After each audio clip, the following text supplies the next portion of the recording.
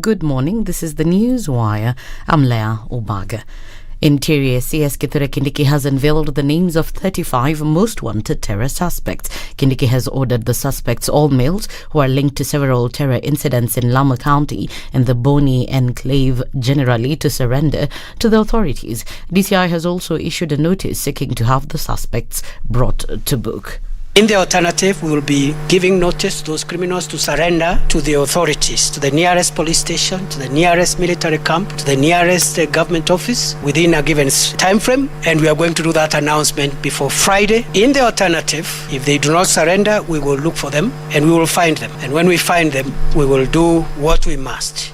Investors in the private sector have condemned the evacuation of property owners who had settled in East African Portland cement land in Athi River, Machakos County. Association of Real Estate Stakeholders Chairperson Kinyua Wairaitu has decried the destruction of property worth millions of shillings, terming it unfortunate, especially in the current hard economic times. Before and after court ruling, East African Portland Cement made direct appeals to illegal invaders to vacate the land and provided a grace period for them to retrieve their belongings. These messages were conveyed through multiple channels, including public notices, media, and engagement with the local administration. Wairaitu is asking local politicians from the area to desist from politicizing the matter so as to get sympathy support from the electorate. East African Portland Cement recently placed an advertisement to regularize a different land parcel, LR 8784, which is 900 acres. The decision followed an agreement with the occupants of this specific land to pay for the parcels they occupy and withdraw the cases they had taken to court. This event comes as the DCI has summoned 30 people, including Mavoko MP Patrick Macau and 3 ex-Mavoko OCPDs, to aid probe into fraud claims in the sale of land. Fake advocate Brian Mwenda will be arraigned today after his lawyers Dunstan Omari and John Haminwa failed to secure his release on bond. Brian was arrested after presenting himself at the DCI headquarters on Kiambu Road, where he was grilled for more than 4 hours. LSK President Eric Theuri said Njoroge, or Brian, faces several cases of forgery and identity theft. In the course of the investigations, although we are still at the early stages of the investigation, we have established that he has a fake degree certificate from Strathmore University. We have also established that he presented to an advocate 2 practicing certificates that have been found to be fake at a preliminary inquiry. He also had certificate of admission that the judiciary also seems to suggest is fake, but will be subjected to further investigations. Theory father said that all cases he represented and won will be reviewed. His arrest comes days after a woman masquerading as an advocate of the High Court was also arrested on Monday evening in a scheme that also saw her steal someone's identity and run a law firm illegally. Once we are able to establish the number of cases that he's been handling, that is a process that is ongoing. We may find other cases because we have also seen copies of the pleadings that he has done. Those pleadings fall way below the standards that are expected of an advocate and formed the telltale signs that made people to start questioning his qualifications, and so led to his eventually being found to be a quack. Teachers, civil servants and other salaried Kenyans will soon be subjected to a deduction of 2.75% of their gross pay towards a new health insurance fund. Health Cabinet Secretary Susan Nakhumicha has disclosed that President William Ruto is set to sign into law the proposed 4 universal health bills. President Ruto had earlier announced plans to make it mandatory for every household in Kenya to contribute 2.75% of its income to fund the new social health insurance fund, which replaces places NHIF. And in the international scene, the Gaza Health Ministry says at least 500 people were killed Tuesday when an airstrike hit a hospital compound in the center of Gaza City. Israeli officials have, however, denied targeting the hospital and say they believe the blast was caused by a rocket from Hamas or Islamic Jihad that fell short and struck the site. News of the deadly explosion came just hours before President Biden departed for Israel for a visit today to deliver a message of support to a key U.S. ally. That's the Newswire. I'm Leah Umaga.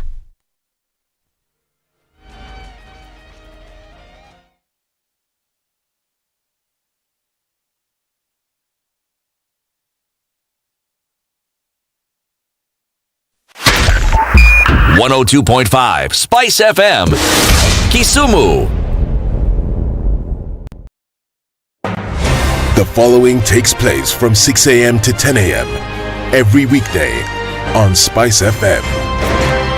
This is one of the hottest show that we can ever miss in the morning, and it's a show that really gives a real situation in the situation room. Pleasure to be here. Thank you guys so much. Nduthai, nice meeting you. Even beautiful in person more than in photos. Say that again. Character is like pregnancy. You cannot hide it. You know, people hiding here and there, you know, but after 2-3 months, 5 months, now you realize, so that is why the attitude that you were showing us, you're pregnant. It's like what my grandmother would say. You cannot pickpocket a naked man. How's that? It's communal, isn't it? No comment. The Situation Room, Kenya's biggest conversation.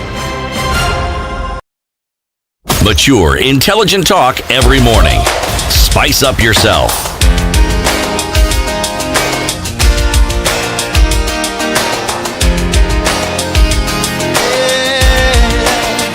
Mornings done right. 94.4 Spice FM, Nairobi.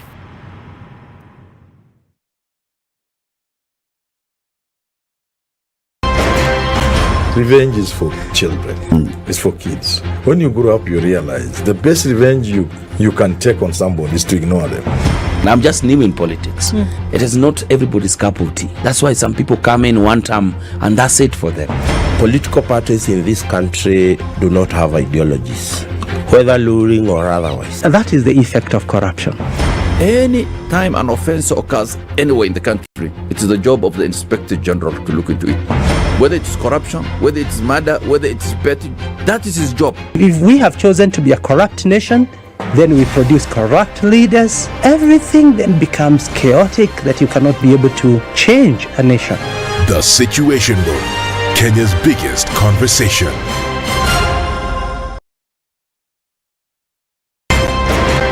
If a lion shows you its teeth, it doesn't mean it likes you. It doesn't mean it likes you. It won't start. A liar calls as witness one who is either dead or far away. Say it in this way. Ben low, nin inte, nin there, you markati kadikta. You know this character called liar. He has disturbed people. So when you tell him who are your witnesses, he will take you to a place where it is difficult to verify. For someone like me who sweats a lot, I cannot survive there. Sweating is biblical. Good. And you must blame it on Adam, not me. Because Adam messed up and he was told, now you fellow, you, by the sweat of your brow, thou shalt eat. The Situation Room, Kenya's biggest conversation. To Wednesday in the middle of the week, and the heavens have opened, so folks are slowing down considerably because of what we will know will be traffic in a short while. But we're still starting off Wednesday well. We haven't seen anything build up to the point where it's going to worry us or shake us, right? Just movement, a lot of it into the middle of the CBD, coming off of North Airport Road, a little bit here and there as well. And if we look at the thicker superhighway, some traffic, but nothing major. We're probably going to see that as we get closer to the start of traffic hour. So we're starting off Wednesday well. Let's keep it just so. If anything does pop off, let us know. SpiceFM KE on X, and let's keep things moving this Wednesday.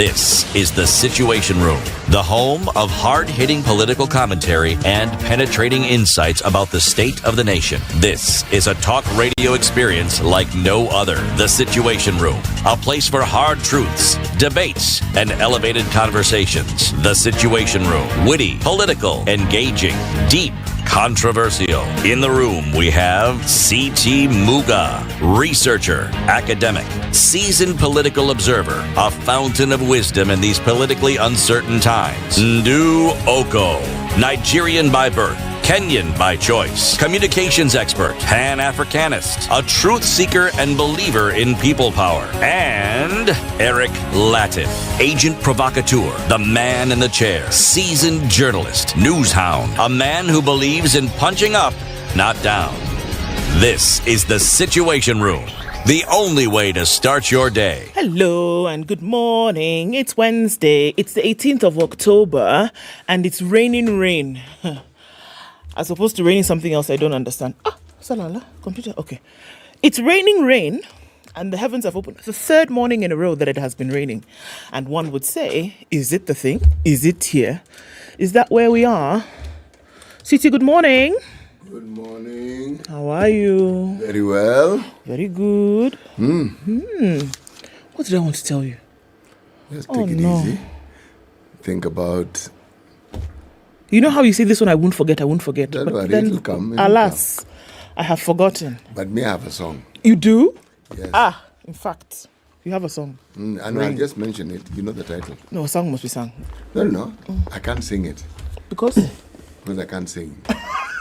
No, I mean, I am not that I'm not able to sing. I am a completely, hopelessly useless singer. So, I'd rather just mention the title. Just do the thing. Title of the song. Raindrops are falling on my head continuously. Raindrops are falling on my head. See, told you. That one. See, you know the song. I know the song. In fact, let me look for the lyrics. Then I can sing it properly.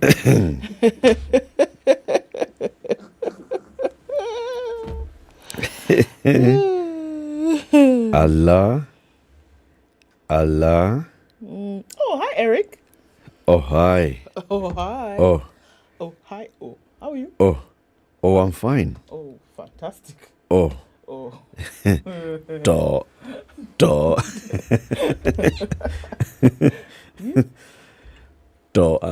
City, what does do mean? How does do fit into a sentence? And use do in a sentence. And you use it in a sentence. Tokoro and now. Yes, that is now. Oh, Koro is now. Now, yes. Not Koru. A lot makes sense now all of a sudden. Tokoro. Yes, you said it very, very well. Tokoro. And now, Together. Sisi. You're about to say na sisi wataenda. No. Oh, mekuja.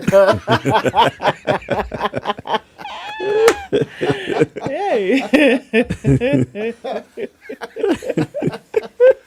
Hey.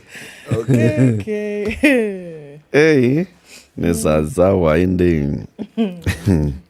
Mambo iko zawazawa. Mumbi fanya like that with those things for the morning, like that.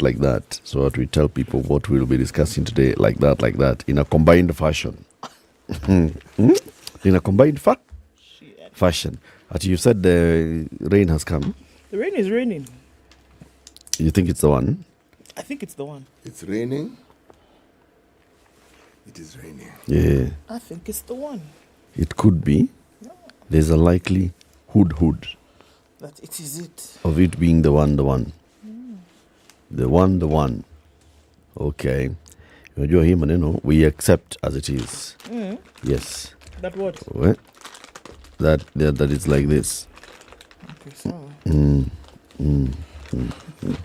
So, we've been telling you about these new shows on Maisha Magic Plus, on DSTV and GoTV, right? Today, we will be talking about the one that premieres next week on Monday at 8:30 p.m. It's called Kasiri. Zari. It's not Kasiri we are doing. Kasiri premiered last week. It's true. Yes. On the 23rd, It's Zari. Yes. Zari. Zari premieres next week on Monday, 23rd of this month. Yeah. And at 7 a.m. today, we'll be joined by two of the actors in that show, Angie Magio and Dennis Musyoka. Yes, it is those ones. They will be here. They'll do like that. We'll talk about all those things that we've been talking about. Wait, the people who are in that movie are coming here? Yes, the Those movie. guys. The movie stars. Movies, they're coming here. They are coming here. When? Today. In the next 45 minutes. What to a movie?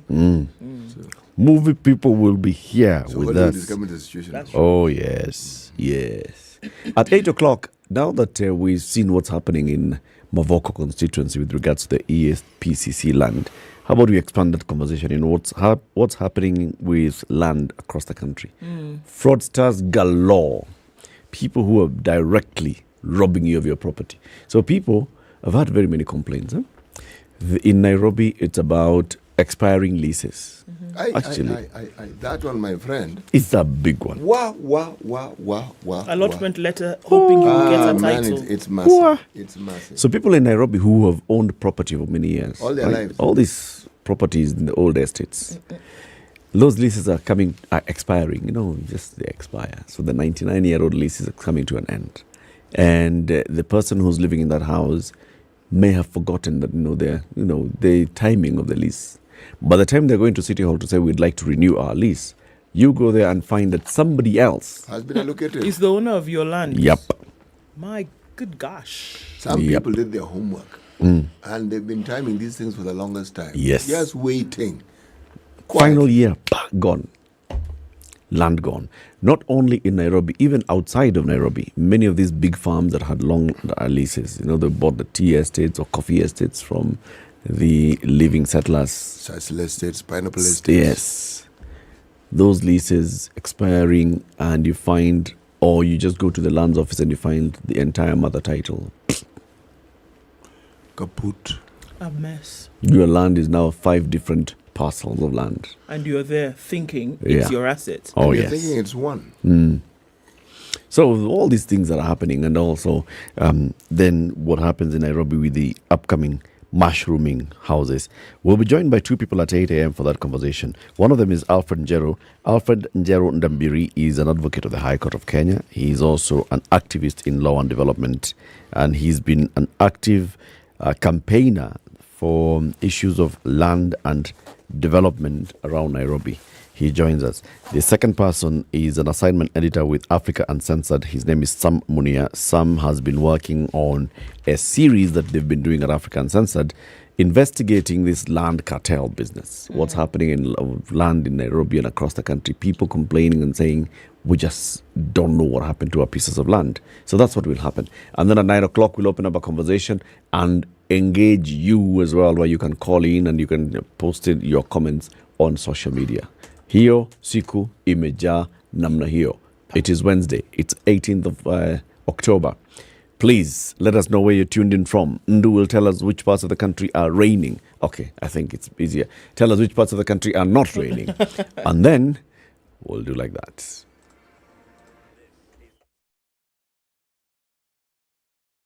This is the Situation Room, the only way to start your day. A drizzly morning in Nairobi, 16 degrees, highs of 26 and lows of 15. At 15, it's cloudy in Nakuru with highs of 24 and lows of 13, and mostly cloudy at 16 in Nyeri with highs of 25. And the rain is also coming down in Eldoret at 14 with highs of 24. We're looking into a clear Mombasa for now at 25 with highs of 31. And we'll see highs of 31 in a mostly cloudy Malindi, currently at 26. It's 20 and cloudy in Kisumu, highs of 28 and lows of 20. And we'll see highs of 28 and lows of 16 in a cloudy Kakamega. Cloudy into rain in Kampala as well at 19, highs of 27. And looking into a partly cloudy Dar es Salaam at 25, we'll see highs of 30 and lows of 24. It's 8 degrees and clear in Johannesburg with highs of 22 today, and there's a haze over Lagos skies at 25, leading towards thunderstorms, highs of 31. 31 will also be the high in a mostly cloudy Kinshasa, currently at 23. Beijing, Wednesday afternoon is sunny at 19, highs of 23 and lows of 11, and it's mostly cloudy at 12 in Paris with highs of 20. 16 will be the high in a cloudy London, coming down to lows of 12. And it's mostly clear at 14 Tuesday night in New York, coming into Wednesday, highs of 17 and lows of 9.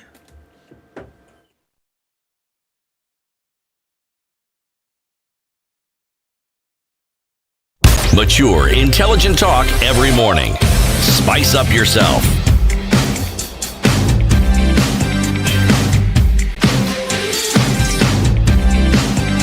Mornings done right. Okay. 94.4 Spice FM, Nairobi. He says, good morning, my beautiful people. Greetings from Minneapolis, Minnesota in the US of A. Indeed. Sir George Gashoiri says, good morning to Edna CT Eric. Edna from where she is. We saw her yesterday. Indeed. We saw her somewhere. Oh, eh? She was the one. It was her. Ah. In a picture. Don Sabwa says, even though he didn't say good morning, he just said, it is now 62 days exactly since a commitment to transfer all remaining county functions to counties was made. So we should be keeping them honest. 62 days, and it has not happened yet. Yes, and when we hosted the chairman of the IGRTC, the Intergovernmental Relations Technical Committee, he said they were finalizing that in the modalities of transferring functions. We should bring them back. They're still finalizing. Yes. Evans Tiangano says, good morning to Eric and Muga, tuned in from Rangau in Kajiado County. You say Rangau or Rangau? Who knows? Who knows? We just said how we are feeling it today. We know Rongai.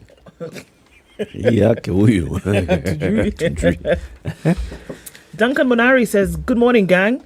Happy Friday. No, even for Eric, it's early. Oh, no, you said you're watching from Fridley. Sorry.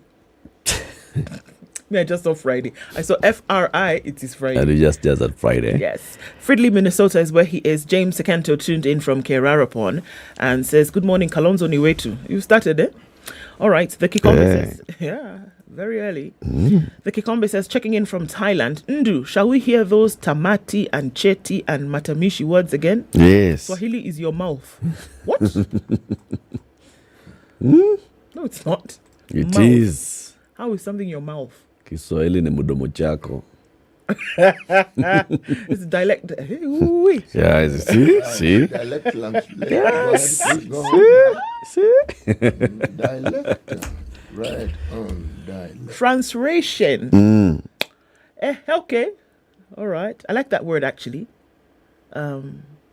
Matamishi. What does it mean? What does it mean? Matamshi. Matamshi. Words. No, pronouncements. Yes. Okay. Davey Adams says, good morning, Spice. Tuned in from Kakamega. Agri Momanyi says, good morning, enjoy your Wednesday. And to you too, sir. Jacinta Wamboy is tuned in from San Francisco. Dennis Ogutu says, good morning, good people. Finally, El Nino is here. Personally, I am over-prepared. How exactly? I'd like to know. Emmanuel is at the New Delhi. Oh, all at the airport, specifically at the airport. Sawa. Okay. The 2000 says, high five to Eric Ndioyo. High five to you. Thank you very much. Anthony Onyango says, good morning, tuning in from Borabu. Good morning, Ndu CT. Eric Isaac Courier here, looking forward to thoughtful discussions. And you tuned in from here in Nairobi. Great platform, this, and voices on contemporary issues in Kenya at 60. Kenya is 60. Real situation. KE. Good morning. That's Joachim Otieno. Evans Ntabo says, good morning. He's tuned in from Mavoko. Ooh, how is Mavoko this morning? Jackson Muduri says, good morning, tuned in from Lolongo. We've started to feel a little bit of hope in Meru after our representatives tabled the motion of impeachment. Another one. Okay. Remember, we were told here by Thuranira that they will continue. Yes. There is a mandatory period that you must wait before you can institute another impeachment process. So they will wait. One will end, they'll start another one. They're ready. They have kept Abuto Kamlis is tuned in from the CBD. Can you imagine that there's a trench at City Hall that's literally filled with garbage? I think that's so ironic. Sorry. Right outside City Hall, there's a trench. It's full of garbage. I wonder if the dump at South B will be cleared. Oh, he said Tuesday. Tuesday. We're like this because he said Tuesday. Nicholas is in Florida and says good morning. Brian Otieno says he can't see us. Why? Good morning, good people. Greetings from Spokane Valley in Washington State. God bless you all. To you too. Good morning, trio. It's Fidel Oreje from Maseno University. Marlo says good morning. Tuned in from Butembo in DRC. Voila. And greeting from the Nsengus in Sacramento in California.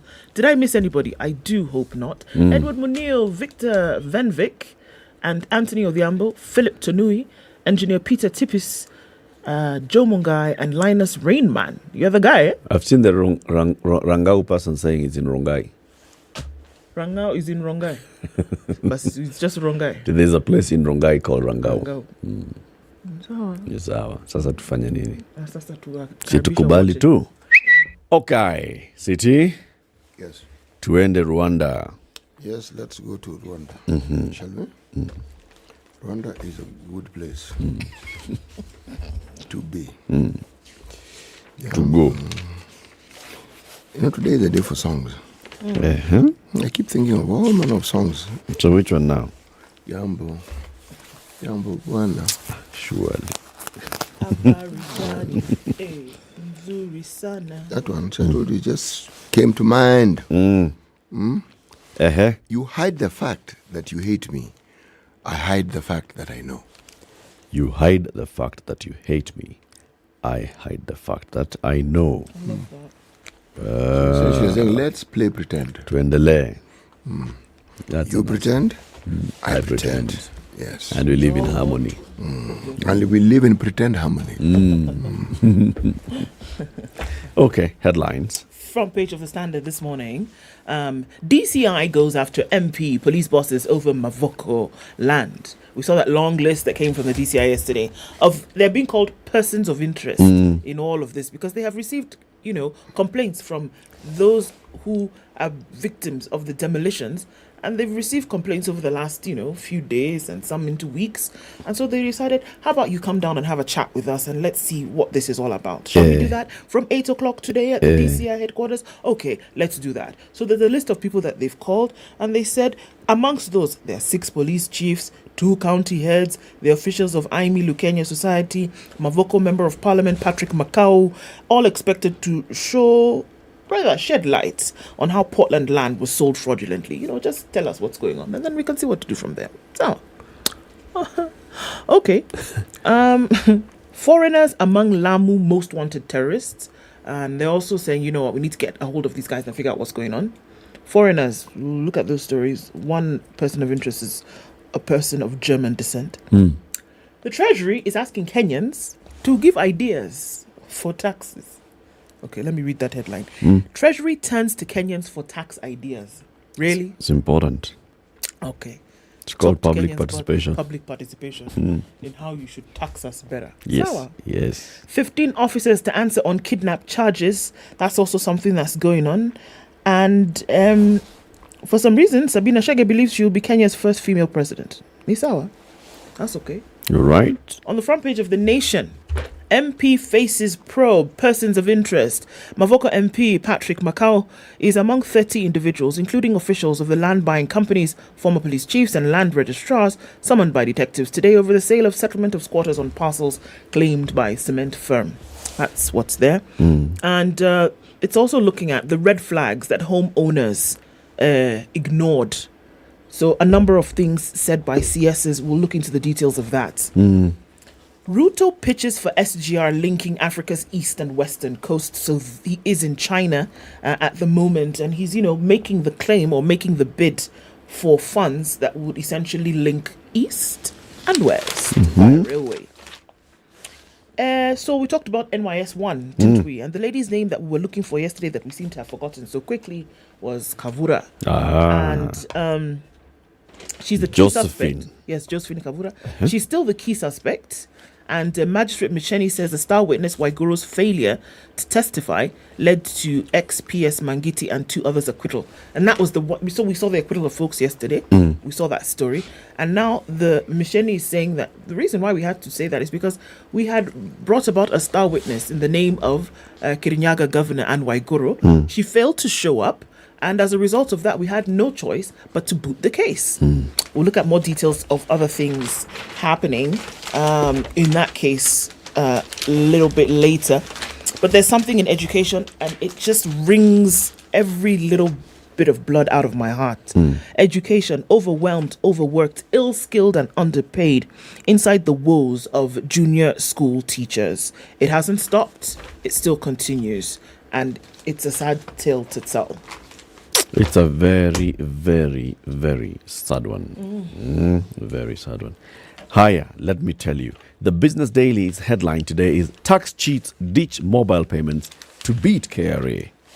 The Kenya Revenue Authority has flagged a growing number of business owners who are ditching mobile merchant payment accounts and reverting to cash transactions since it enhanced compliance checks in major towns last month. The taxman says it's noted a trend where businesses which used to get payments through Lipa na M-Pesa, buy goods, till numbers, are now asking customers, "Siulipe to cash." This comes a month after KRA deployed some 1,400 revenue service assistants with paramilitary training to help enhance tax compliance amongst traders, including facilitation of online registration of businesses. So they are seeing all those things, and people have said, hii lipa na M-Pesa ndio patia shida. Hiyo tu. Si utoe. It's not complicated. Yeah. This was Paul's letter to who? If it gives you a problem, remove it. Oh, wait. It was Paul's letter to one of those. I look for it. You'll tell us. If your eye, your eye, causing you to sin, remove it. Inaweza kuzuia wewe kwenda mbinguni. Toa hiyo macho haitahitajika mbinguni. Kama hii till number ndio inafanya munisumbue hapa kila siku ati we have noticed sijui toa till. Kenya Power flouted own rules in smart meters tender. Procurement watchdog has thrown Kenya Power under the bus over the acquisition of 5.4 billion shillings smart meters in a deal that has been blamed for delays in connecting hundreds of thousands of homes and businesses to the national grid.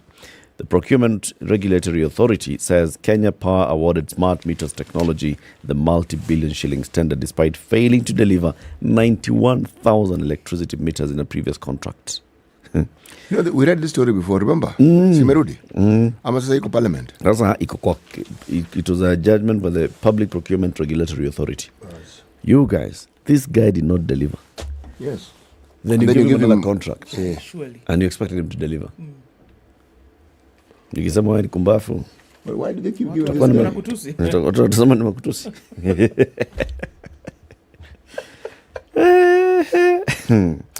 There's an article, an opinion piece that's been written by President of Jumo and former Kenya ICT Cabinet Secretary Joe Mucheru on page 9 of the Business Daily. Tap fintech for Africa's fast growth. There's an opportunity to firm up enterprise with fintech founders ready to innovate and meet the continent's needs. Hivyo ndio maneno inakaa.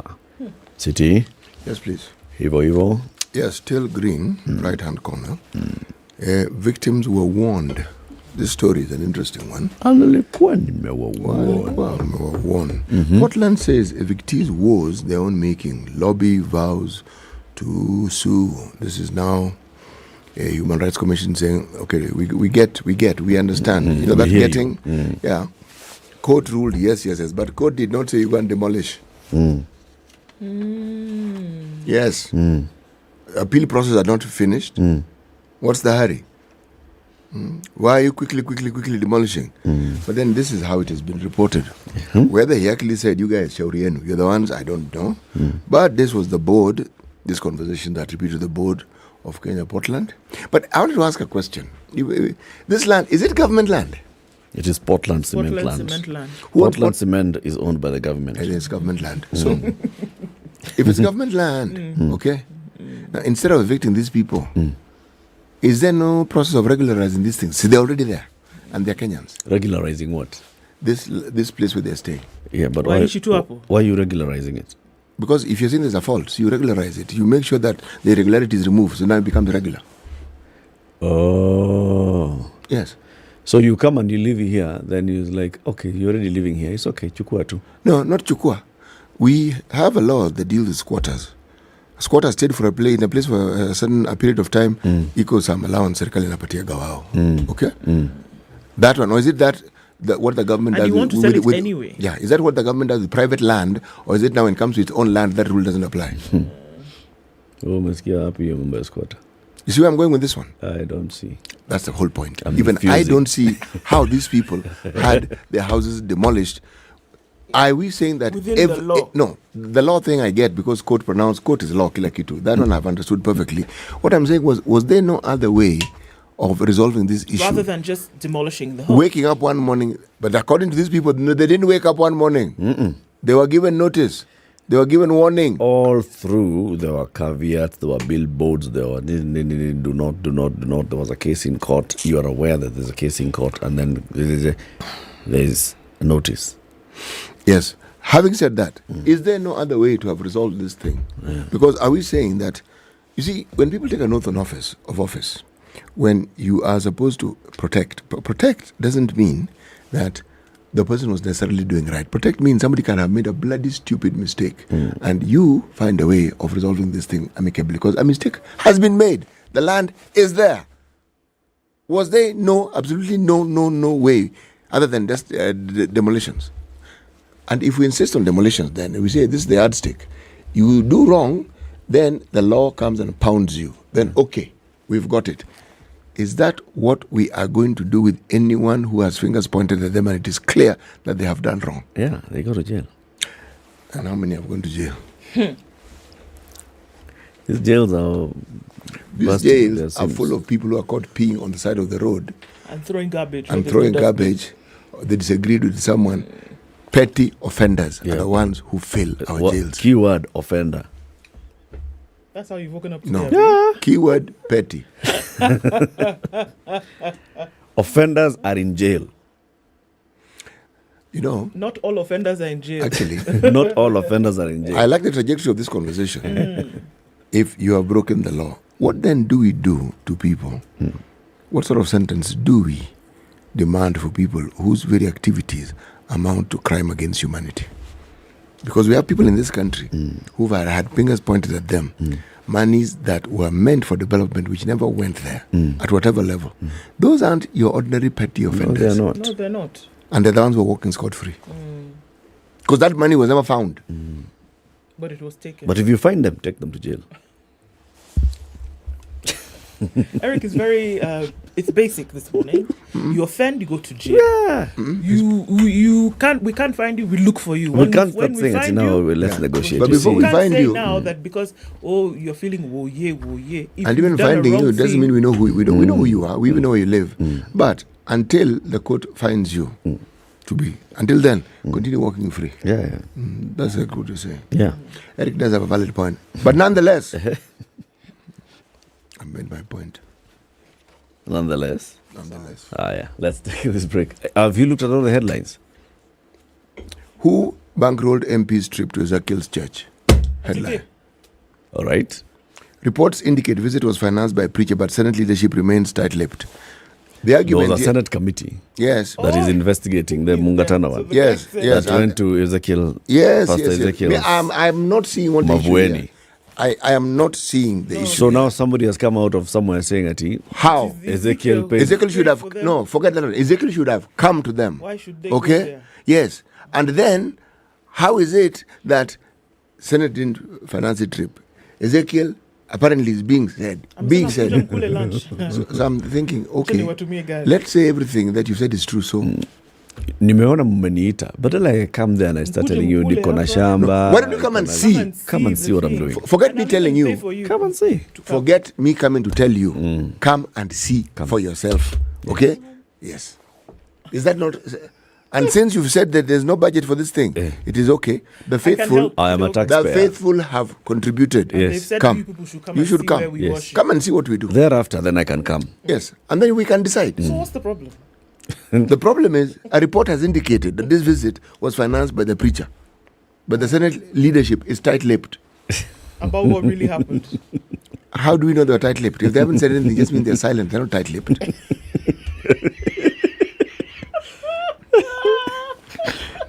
Okay. Police arrest Naivasha couple after son 5 dies. Okay? Yeah.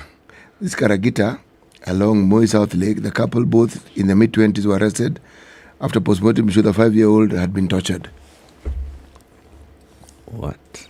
Yep. MPs give dialogue team 30 more days to conclude talks. Parliament has granted the National Dialogue Committee a month's extension to conclude its mandate. Excuse me. Yes, please. Do you know what that means? Yes, I know what it means. Okay. It's more money every day. I don't know. What does it mean? Me, I know very well what it The means. people who sit down, they don't just sit down anyhow. They sit down with money. So as you're sitting for 30 more days, there are people who are earning 50,000 to come and sit down. There are those who are earning 40,000 per sitting. So you know a day is a sitting. You sit down like this, 40,000 in the bank. So now you want to do it by another 30 days. Something in the bank. Me, I hope the caterer is getting paid.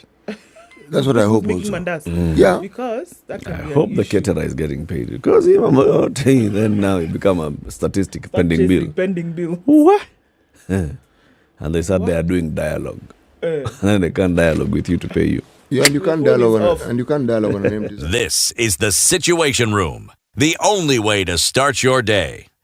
Okay, it's a few minutes after 6:30, and with the rains coming down, actually the sun is starting to shine from somewhere, but we're still looking at traffic starting to build up, only just so on the Thika Superhighway, and then coming in towards the CBD. All right, Kangundo Road is also starting to pack up, as is Manyanja Road, getting towards Jogo Road.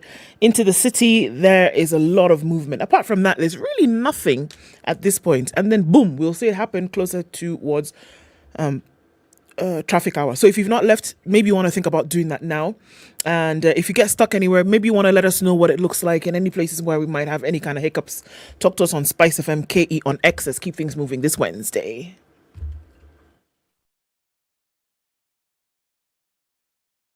Mature, intelligent talk every morning. Spice up yourself.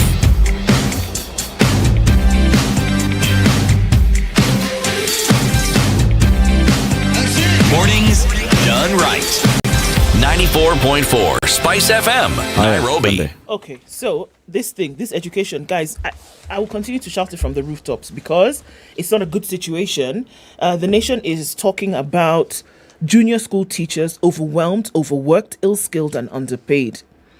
When the TSC advertised vacancies for some 36,000 teaching jobs at the beginning of the year, over 300,000 teachers put in applications, exposing the high employment rate in the country. Now, out of this number, 20,000 were earmarked for deployment to junior secondary on contract, right? The commission later advertised they were now deployed in September 2023. The commission engaged the teachers through an internship program that started in 2019.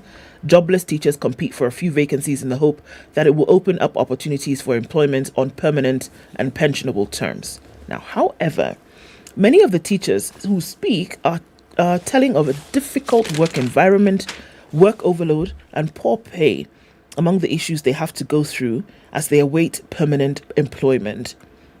According to one teacher at a junior school in Bomet County, it was overwhelming. There was culture shock, and I didn't expect a lot of things. It's been a rough ride. I was teaching in a secondary school before and was used to teaching older learners. When I came here, the teachers were few. The eldest one at the junior school is 14, and some are as young as 11, and this is supposedly high school. At first, I didn't know how to handle them, but she just basically had to learn on the job. So they go on to talk about one teacher, like we saw the other day, teaching more than 3 subjects while also serving as a class teacher. Teachers and learners are also burdened by the workload. We started learning late. We know this, that into the second term is when we actually saw some kind of learning in this new class because of several things. There were no teaching materials. They had not been printed to completion. And then beyond that, they had not been distributed. And so learning started late. So essentially this first year of junior secondary, of junior school, doesn't look pretty at all. Now, beyond that, we're also looking at a capitation issue, whereby, as of today, the money that has been released to the sector from the Treasury has completed term 2 with some backlog there. So no money for term 3 has been paid. Guy. Are you understanding what I'm saying to you? Aye. No money for term 3 has been paid. Aye. So we're working on backlog. All sorts of things. And then in 2 months, we are going back to school. So schools close next week. And we go back to school in January, in the second week of January. And then the question is, what happens to those bills that schools have? That they've been begging people, oh, please give me this and let me sort it out. So many things have to be sorted out, but there's 3 on my list. Number 1, this teacher workload issue. You deploy teachers to primary schools to teach junior high, at least for the first 3 classes, until you're able to sort out your infrastructure issue. But then you're overworking these teachers. 1 teacher is teaching up to 4 subjects. Are you kidding? 2, the payment issue. When are you going to start making sure that at the beginning, or at least a week to every term, the capitation that everybody needs is actually set? Money goes to the schools. It goes. Yeah, Teaching material. Remember, that was the first class, and that was junior school for grade 7. Now, junior school for grade 8 begins in January 2024. Are they ready? Are materials ready? Have they now started to look at the pathways, which we have been told we're going into pathway sometime in 2024? My head is aching. This is stuff that should be a major concern. It should be a conversation in Bomas. It should be a conversation in Parliament. It should be what Mungatana and others are actually stopping everything else to discuss. Because, listen, that's a teacher who's actually saying, I did not even know how to teach these kids. It was just try as X. An entire year, academic year, will pass with people doing trial and error. Okay, I did not even do physics in high school. Then I'm just teaching. I'm teaching you physics. I check on my phone. I check YouTube, I see, okay, and I come and tell you, okay, so this is it. This is complete How is that okay? crazy madness. How is that okay? I will teach you chemistry. I have no idea what the mole concept is all about. I'll come and teach you. How is it okay? This is my question. Hey. How is that okay? So someone who did not even do all those things has no interest. Them. Yeah, you're coming has out no to teach them. interest, nothing whatsoever. Says, you know what, man? I look at then you can imagine. They say, you know what? I look at these children in these classes, and I have to deliver something. So I'm gonna go on my phone and see what YouTube has to offer. Then I'll talk a few things here and there. And it will be just your understanding tonight, and then tomorrow you're in class. The SI unit for voltage is ohms. Ohms means? Let's just talk and about for ohms. resistance is voltage.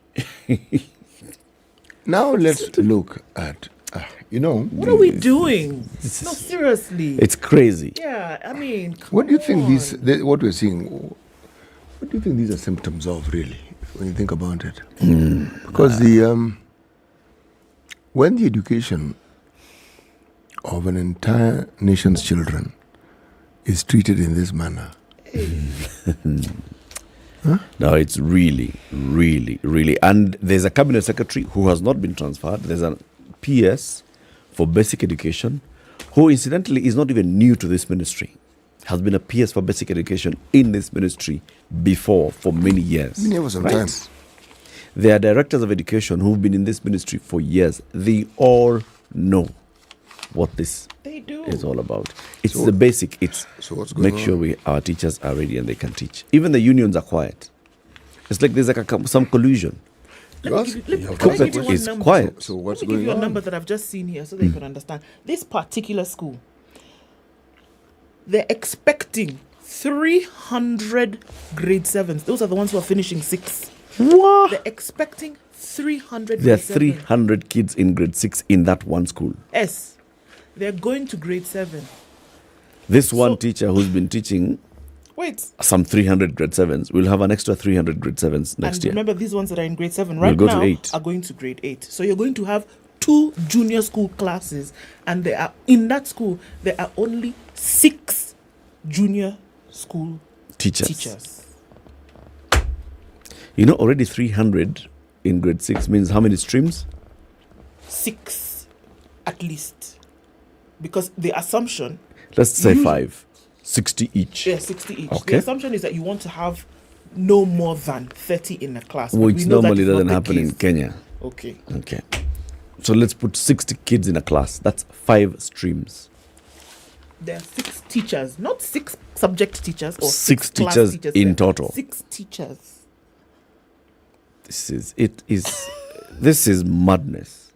It's absolute That is just madness. grade 7. We've not talked about grade 8. It is just, it's crazy. It's crazy. No, it's too much. It's too much. So now, there's something else that's happening. Kithure Kindiki appeared before the Senate last week and said, by Friday, I will release the names of the terror suspects who were behind the Lamu attacks. The government has now released names of 36 individuals behind the Al-Shabaab-inspired terror attack in Lamu and the Boni Enclave. The group includes Kenyans, Tanzanians, Somalis, Ethiopians, British national, and a Bangladeshi national. They are linked to the planting of IEDs on various dirt roads in the area, killing of civilians along the Lamu-Witu-Garsen highway, cold-blooded murder of civilians in Langola Simba, Witu, Mpeketoni, Juhudi, Salama, Hindi and other areas, and the attack on the American military base in Manda Bay in 2020. Others were involved in the attack on the KDF camp in Baure, while the rest serve as drivers, medics and arms suppliers to the militants who carry out attacks in Kenya. In a statement, CS Kithure Kindiki said the 36 whose photographs have been circulated in mainstream print media and posted on official online platforms of the ministry and the DCI have been ordered to immediately surrender to any police station. And they've been told, skizeni, nini terrorist, kujeni police, kujeni. And they expect you'll come. And come with your weapons. Nice. Yeah, and come with your weapons. It's hopeful. And identity card. So the whole list is actually here. It's on all the papers. The Standard has it, the Nation has it, wanted terror suspects. They've put the photos and the names. Ramadan Kioko, for example, a.k.a. Ali Jeje, a.k.a. Abu Nusaiba, a.k.a. Abu Ayub. Abdullahi Banati, a.k.a. Musdaf Mzee Simba. There's a gentleman called Andreas Martin Muller, a.k.a. Abu Nusaiba, a.k.a. Ahmed Khalid. Mambo kama hiyo.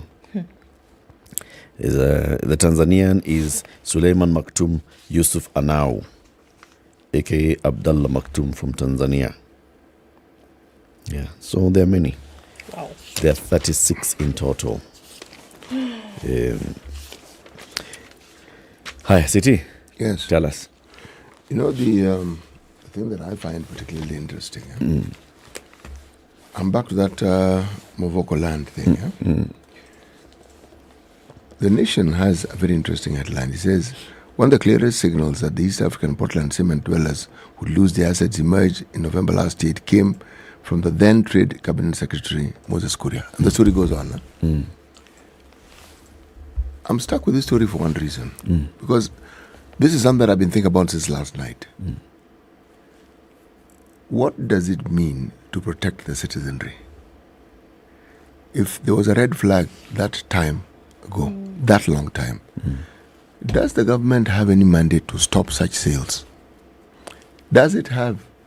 Because we can now clearly see from the list that is circulating about people who are in the public eye, as in public being DCI. That list didn't come about because of the demolition process. That list was there before. Yep. Very true. Yep. So, what was it that was being done? Because what could the government have done? Because to stop the sale. Yes. To stop the sale. Okay, so let's assume, because the sale maybe would be silent, right? People transacting one to another. That's all right. But then you see the erection of buildings over years.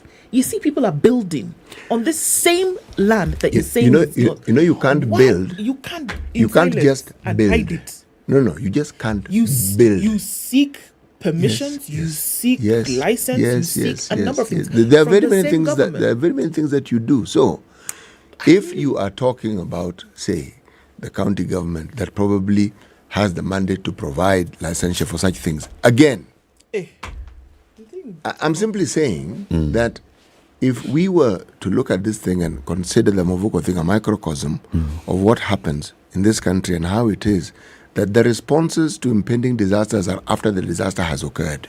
Okay? We now have El Nino, all right? I like the discussion that Mr. Mulama of the Nairobi County, the one who's in charge of roads and all these things, said yesterday. But then he called me last night. He wanted to find out about that Mkuru Kwanjega thing that you mentioned. Because he had sent people, they had first gone to South B, said, that thing, I told him, no, it's not South B. There may be something in South B, but you need to go towards, and he said they would do so. What I'm trying to say is, are we to take it that the position of government in such matters where all citizens are concerned, that the reaction will be after the disaster has occurred? Yes. Or are there ways in which these things can be prevented? I think I'm hearing what you're saying. Yeah. I'm seeing a dilemma though. Yes. Here is one entity that claims ownership of a piece of land. Yes. That is producing what they claim to be a genuine title deed. Yes. Okay? Yes. This matter is subject to court interpretation. Yes. Okay? And adjudication. Now, before the court rules and says whether this title that has been produced is genuine or not, if you come and stop people from building, yes, what strength are you using to stop people from building? Because of the dispute that is ongoing. Because if there's an indeterminate matter of ownership. So as government, would you come and say that because this land is disputed, do not build? Yes, do not do anything until it is determined. Because Okay. as far as we are concerned, it's Portland land. And these people are claiming. So until we determine it, no one is building. In fact... So is it enforceable or is that an advisory? I think it's enforceable. What I'm saying is it's enforceable. So this is Kenya. Okay? This thing which is not enforceable is what exactly? But beyond the fact, what are we talking about now? The demolition was enforceable. Yes, because the court has already determined and said this is the only genuine title, and the holder of the title does not want people, has not sold you the piece of land. And how did that come about? The court was not just sitting there saying, well, we don't have anything to do. How about we look at Portland and say, maybe we should. No, somebody brought the case to court. So Yes. there was a problem. Yes. And that's the thing. The people who brought the case to court, one of them being who?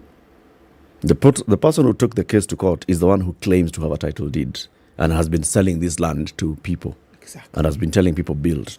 Yes. Okay? I have sold you a piece of land and we have transacted and you've continued to transact. All right? Now, should you stop because City has come and said, I own this land? And they've taken it to court? Yes.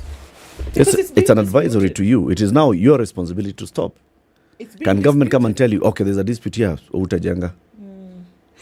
You know, that's what I'm saying. This dilemma comes in. It's a valid question, Eric, and I'm asking, why can't it? Remember, there's something that many of our people have been doing for the longest time, and the government issued an advisory because of El Nino. If you build on riparian land, you shouldn't actually build on riparian land. Start there, okay? But if you build on riparian land, you need to just move because what? You have done something you shouldn't. You don't need to go to court to understand that one. It's clear. Yes. But now we are treading gently and saying, just move. When El Nino is gone, you can come back and move. I saw the demolitions of people's houses who had built on road reserves. Okay? Yeah. Road reserve. Now, should they have been spoken to? They were spoken to. Were they told to move? They were told to move. Were the people in Mavoko told to move? They were told to move. My issue is not they were told to move. My issue is the number of people who live there are many. The people who bought land are many. Yeah. This is not a tragedy. This is a cataclysmic event. People have lost everything and then some. Yeah. And I'm saying, what would have been a better way? Say, no, develop nothing until this thing is all, or whatever. And just stop. Yeah. Essentially waited. Do not sell. Do not sell. Do not buy. Yes. Sell. Do not buy. Do not build. Yes. So in fact, you buy. In fact, because you hold a title and we suspend the title. Yes. Both titles are suspended until this thing is determined. Resolved. Yes. Because you guys, the structures that we are talking about is not some little hut, whatever that was built here. We're talking about monstrosities of houses here. We're talking about buildings, floors of buildings. We're talking about entire communities that were then built over years. So yeah, we are reactionary. We are reactive. We're reactive because we say, okay, then now let us now start talking about this thing after we've already demolished houses and we've snuffed out livelihoods of individuals for years. Police had this list long before these demolitions. Long before. No. Because these things happen and then a list appears. The police doesn't work that way. No. Yeah, they're not traditional rainmakers. These are people who use, scientific methods to investigate issues. This is something they have known for as long as it has existed. They have known. Right. The citizenry are gullible. Buyer beware. They have a responsibility. But for heaven's sake, something as dear to people's heart as land, someone clearly being duped because they are trying to do good by their family, should these people not be protected? I mean, in all honesty, when someone is clearly making a mistake and you can see this guy is... Especially when there's a third party. If there are two people who are arguing over ownership and legitimacy of a title, that's a different matter. Stop a third party from getting involved. Like now government comes in and says, no, you're a third party, no. This matter is between Aimimalu Kenya and EAPCC. Let them sort this thing out. Anything as all certificates, a certificate of we are giving it to you for free for nobody. Portland cannot give you, Aimimalu Kenya cannot give you. Keep away. I get what you're saying. And you can't say they didn't know because all these individuals still went to go search at land. Yes. Land 7 a.m. Time for the news. Spice up your life.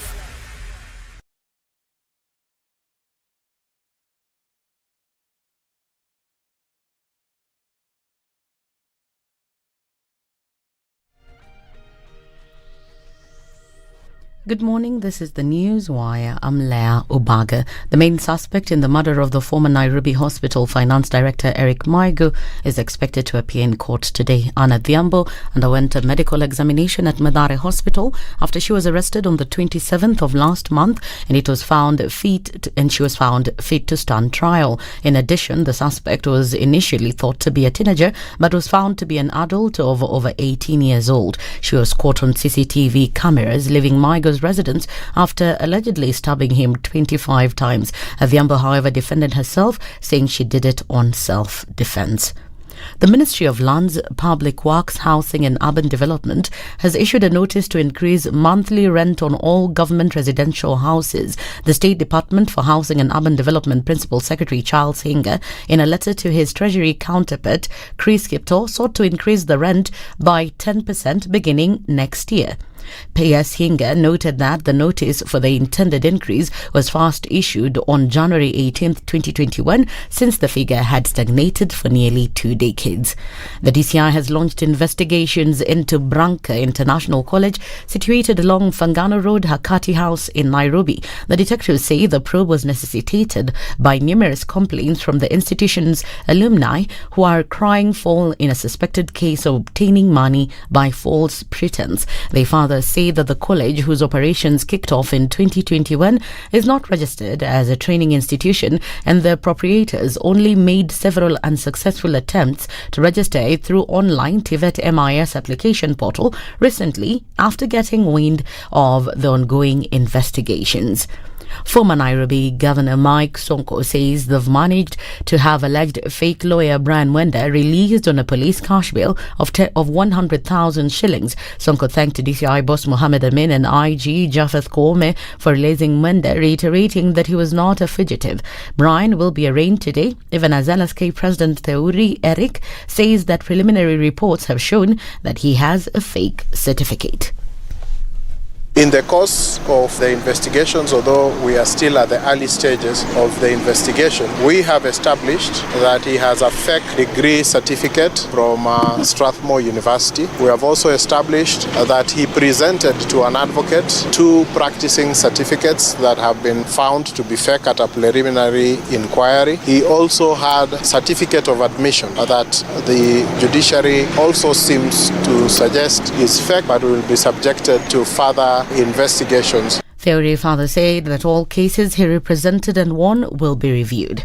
Once we are able to establish the number of cases that he's been handling, that is a process that is ongoing. We may find other cases because we have also seen copies of the pleadings that he has done. Those pleadings fall way below the standards that are expected of an advocate and formed the telltale signs that made people to start questioning his qualifications, and so led to his eventually being found to be a quack.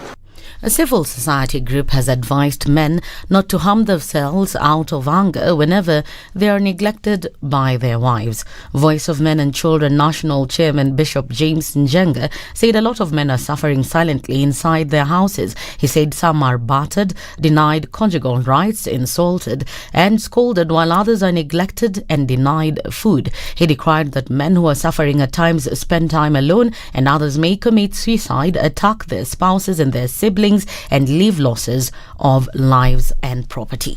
Senate Speaker Amason Kingi has revoked the suspension of nominated Senator Gloria Oroba from Parliament following her acquisition of conservatory orders that contested her suspension. Speaker Kingi noted that the House would comply with the court's order, even though he expressed disappointment regarding the court's decision on the matter. Senator Oroba, who has been at the centre of controversy, was suspended from participating in the House plenary sessions on September 20th following her serious allegations of a sexual nature against some of her colleagues and the House Clerk Jeremiah Nyengenye.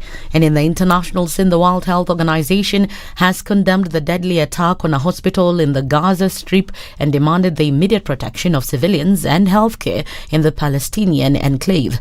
The health ministry in the Hamas-run Palestinian territory said Israeli airstrikes on the hospital compound sheltering displaced people had killed at least 200. Israel's army has told people in the north of the Gaza Strip, nearly half of its 2.4 million population, to head south to safety ahead of an expected ground offensive. That's the Newswire. I'm Leah Ubag.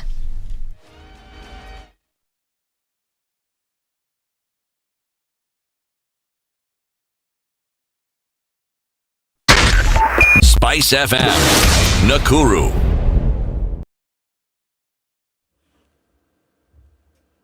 All right, so we're looking at traffic on the Thika Superhighway coming into the CBD this morning. It's heavy as you then try to touch on Murang'a Road. As you get to Murang'a, you'll be fine though. We're seeing some movement on Limuru Road, and Kiambu Road as well has already started to pack up.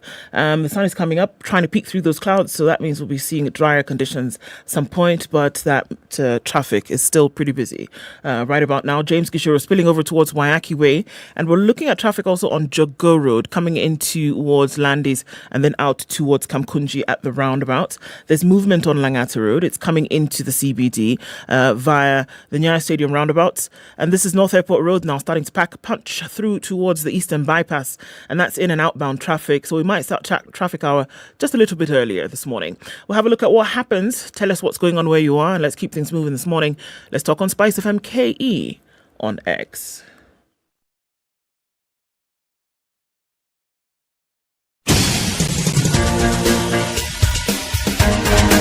This is the Situation Room, the home of hard-hitting political commentary and penetrating insights about the state of the nation. This is a talk radio experience like no other. The Situation Room, a place for hard truths, debates, and elevated conversations. The Situation Room, witty, political, engaging, deep, controversial. In the room, we have C.T. Muga, researcher, academic, seasoned political observer, a fountain of wisdom in these politically uncertain times. Ndu Okoh, Nigerian by birth, Kenyan by choice, communications expert, Pan-Africanist, a truth seeker and believer in people power, and Eric Latiff, agent provocateur, the man in the chair, seasoned journalist, news hound, a man who believes in punching up, not down.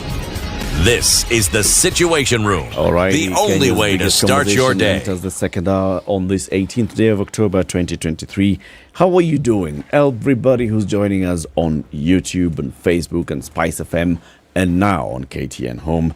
Good morning. Welcome to Wednesday. We're here until 10 a.m.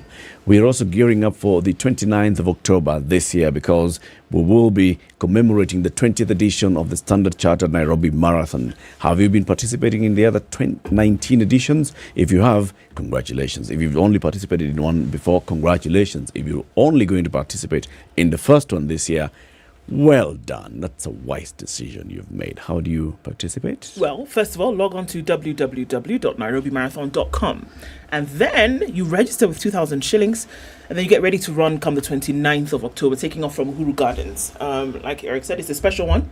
But we're also looking at supporting the Future Makers program, which helps young people, especially girls and people living with disability, to learn, earn, and grow. So let's do it. Register. You still have some time, and we can get that done and dusted come the 29th. Yes, indeed. We've been talking about new shows on Maisha Magic Plus on DSTV and GoTV, right? One of them premieres next week on the 23rd of October, 8:30 p.m. and it'll be airing Monday, Tuesday, Wednesday, Thursday, Friday. and then take a break over the weekend. Monday, Tuesday, Wednesday, Thursday, Friday, take a break over the weekend. CT catches up like that. This is how it happens. This is how CT now does it. Watch, get tired, sleep, wake up, watch. By the time you get to Monday, you watched everything. Kabisa. You wait. In the evening, you start again. Yes, then you wait. Weekend. Watch. Yes, you can catch up with them if you actually download my GoTV or my DSTV app. Dial *423#. So you can watch the shows on Maisha Magic Plus wherever you are, whatever you're doing. You can catch up with all the shows that you've missed just by using my GoTV or my DSTV app. Download it, *423#. So let's talk about the one for next week, Zari. Okay, there are several characters in Zari. One of them is called Frida, and another one is called Dylan, and there are other characters, but those two are in the studio. Their true names, real names, are Dennis Musyoka acting as Dylan in the show, and Angie Magio acting as Frida on the show. Good morning. Good morning. Now, should I call you Dylan and Frida, or should I call you Angie and Dennis? I don't know. Or one or the other. Dennis, a.k.a. That's good. That works better. That works.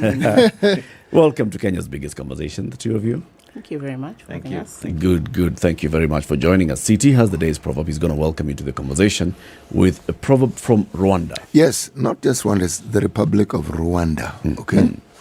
Now, you may not know this, but it's the most densely populated mainland African country. Yes. 6th most densely populated country in the world. The first one is, well, Eric keeps nitpicking and telling me those are principalities. Yes, they are. Macau, Monaco, Singapore, Hong Kong, Gibraltar, then Rwanda. But if you look at these ones, they're not very far from the sea. Rwanda is landlocked. Yes. Bang, right there. Yes, the proverb. You hide the fact that you hate me. I hide the fact that I know. Works very well with the actors. No, in fact, you act that we are friends on screen. And in real life, I really hate you. In real life, man, I can't stand you. But I will pretend. I'll smile. Yeah, when we go on set, we're bosom buddies. In fact, we're a couple. Yeah. But offset. When the director says cut, I can't stand you. I cut. Literally. Yeah. But Angie, what do you think the Rwandese are saying with this? What's the interpretation of it? What's the deeper meaning? The deeper meaning of this proverb? This one. You hide the fact that you hate me. I hide the fact that I know. I think that's the reality in life. I think it's happening everywhere, not just on set. I think everyone is living that life. I think. That's what I think, anyway. You cannot be wrong so long as it's what you think. You're good. I say you're good to go. Yeah. Yes. Dennis, what's yours? Well, to me, life is a game of chess. I'm always planning on being a few steps ahead of you. You know, you think what you think I'm thinking. Hiyo ni yako. But it's important to realize that you may not understand what the other person knows about you or is thinking about you, but be careful. They probably know that you know who you are, what you are to them. What's important is, do you know what they think you know? They know about you. You understand me? Yeah. It's deep, very deep. That's CT, classic CT. Proper, classic CT. Classic. And you know him for many years. All my life. Decades. You know, you say years. We've known each other for decades. Decades. Literally decades. What? Literally. CT was my senior in school. We still call him senior. Yes. He went to school. Oh. Yeah. Confirmation. Works. Nyinyi, msikia? So he was your bully in school? Actually, no. CT's brother was my classmate, and he saved me from a few situations. Really? I owe him big time. See, naysayers. You're the peacemaker. Yes. this man was in business, I'm sure. Anyway, let's get to the conversation about Zari, the show. Yes. Angie, what's this show about? It's premiering next week, Monday, on Maisha Magic Plus. The show is about, it revolves around Mzee Balozi. Okay, he's not so much into the show, but the introduction part is about Mzee Balozi and his servants. So he has a daughter who happens to be in a relationship with one of his enemies, I'd say Mr. Dillon. Mr. Dillon gets Harriet pregnant. So Mr. Balozi doesn't like her. It's a shame to him, yeah? So he decides to... How old is Dylan? Dylan, how old were you? Let's just say I was of age. Okay. We were both of age. Okay. So after Harriet gets pregnant, when he gives birth, Mr. Balozi gives away this child to one of his servants. Now, the servant who was given this child happens to be my husband.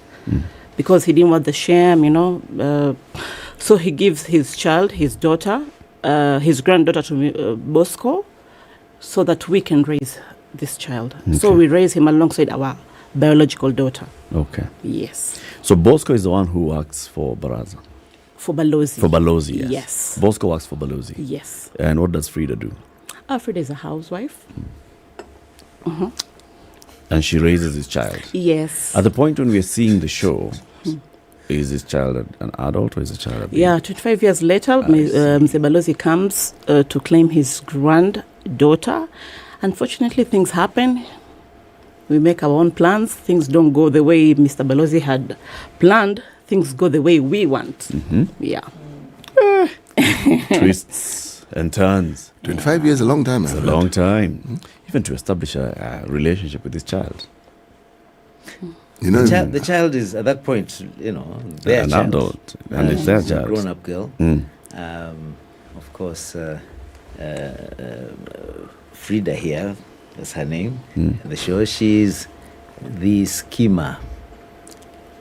Balozi has come to claim his child, but as she says, things happen. We won't give out too much information. And suddenly, she's planning the future of the whole show. She has her own game. Oh, she's a schemer par excellence. Well, she did give us a warning. She was a housewife. Yes, she has time on her hands. Oh, yes. She can scheme. She can No wonder think. she loved that proverb. She could immediately connect. Actually, connected immediately. Actually, it embodies her totally. Yes. Completely. Totally. Where did the idea for the show come from, Taylor? Do you know? I have no idea. Okay. How did you get onto the show, Dennis? Rashid Abdallah called me one evening and told me that there's a show that he thinks there's the role in this new show that he feels I fit in. I've worked with him before. We did Maria. We have done. We worked on Zora. So Rashid Abdallah, Sisemi Kitu. Sisemi Kitu. Rashid Abdallah. Rashid Abdallah. Sisemi Kitu. Sisemi Kitu. He calls me one evening, and then Lulu Hassan also follows up that call. So I meet them, and I saw the script, and I loved it. Yeah, so here we are. How long does it take to actually, internalize such a script, to start filming such a script for the first episode to get ready? And that would vary from actor to actor. I think I read the first 5 one evening. I couldn't put it down. That's how interesting the script is. Then getting into the role, that took me a day or two, but getting the words, the script memorized and then personalized, it takes me about an hour, 2 hours. Okay, so this is interesting because usually, there's the script writers, they've put this, so there's the idea of the story, Yes. right? The storyteller, essentially. Then you have the script writers who now take this idea and they put it into words. Yes. So now yourselves as actors, you read the script or for the individual that you will then be playing, whose role you'll then be playing. I've always wondered, do you then really have to memorize, because they have lines, do you have to memorize word for word what the scriptwriter has put down, or are you looking to be an embodiment of this character? So then you basically enter into the essence of the character and then make up your own words as you go along? Or must you actually memorize word for word what the scriptwriters have put down? You don't have to memorize word by word. If you do that, then you'll get lost in the way. If you forget one word, you forget the whole sentence. As long as you know the concept, you know what you're supposed to put out there, then it becomes so easy. As long as you know what you're supposed to say. Yeah. I have been on productions with producers directors who insist on verbatim, stick to the script. Really, regurgitation of, and to me that is not. They are not. It's not challenging for me. It's just I'm just regurgitating. Yeah. But when some directors, like we are lucky, it's a Jiffy. You have leeway. They let you do your thing. It's your interpretation of this character, and you know what the writers were, what they wanted out of you, and you give it, you make it just your own. Yeah. So many times when I'm asked this question, what is acting like? I say I'm not really acting. I'm just being myself, because that's just me. Yeah. Yeah, and it becomes very easy. Yeah. Yes. Is it exciting to see a lot more scripts coming out that can then be acted for on a local level? And then also, of course, then putting it on a platform that goes to the continent. Because yes, we have Nollywood coming out of Lagos and Abuja. There is, coming out of South Africa and coming out of Cape Town and Johannesburg. Big time coming out of Nairobi now. For me, it's really exciting to see that more and more actors are filling these roles.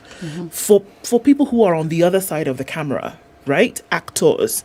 Is it exciting to see that more scripts like this are coming out that then will be put on platforms where the showcase of Kenya's talent then now actually is coming through?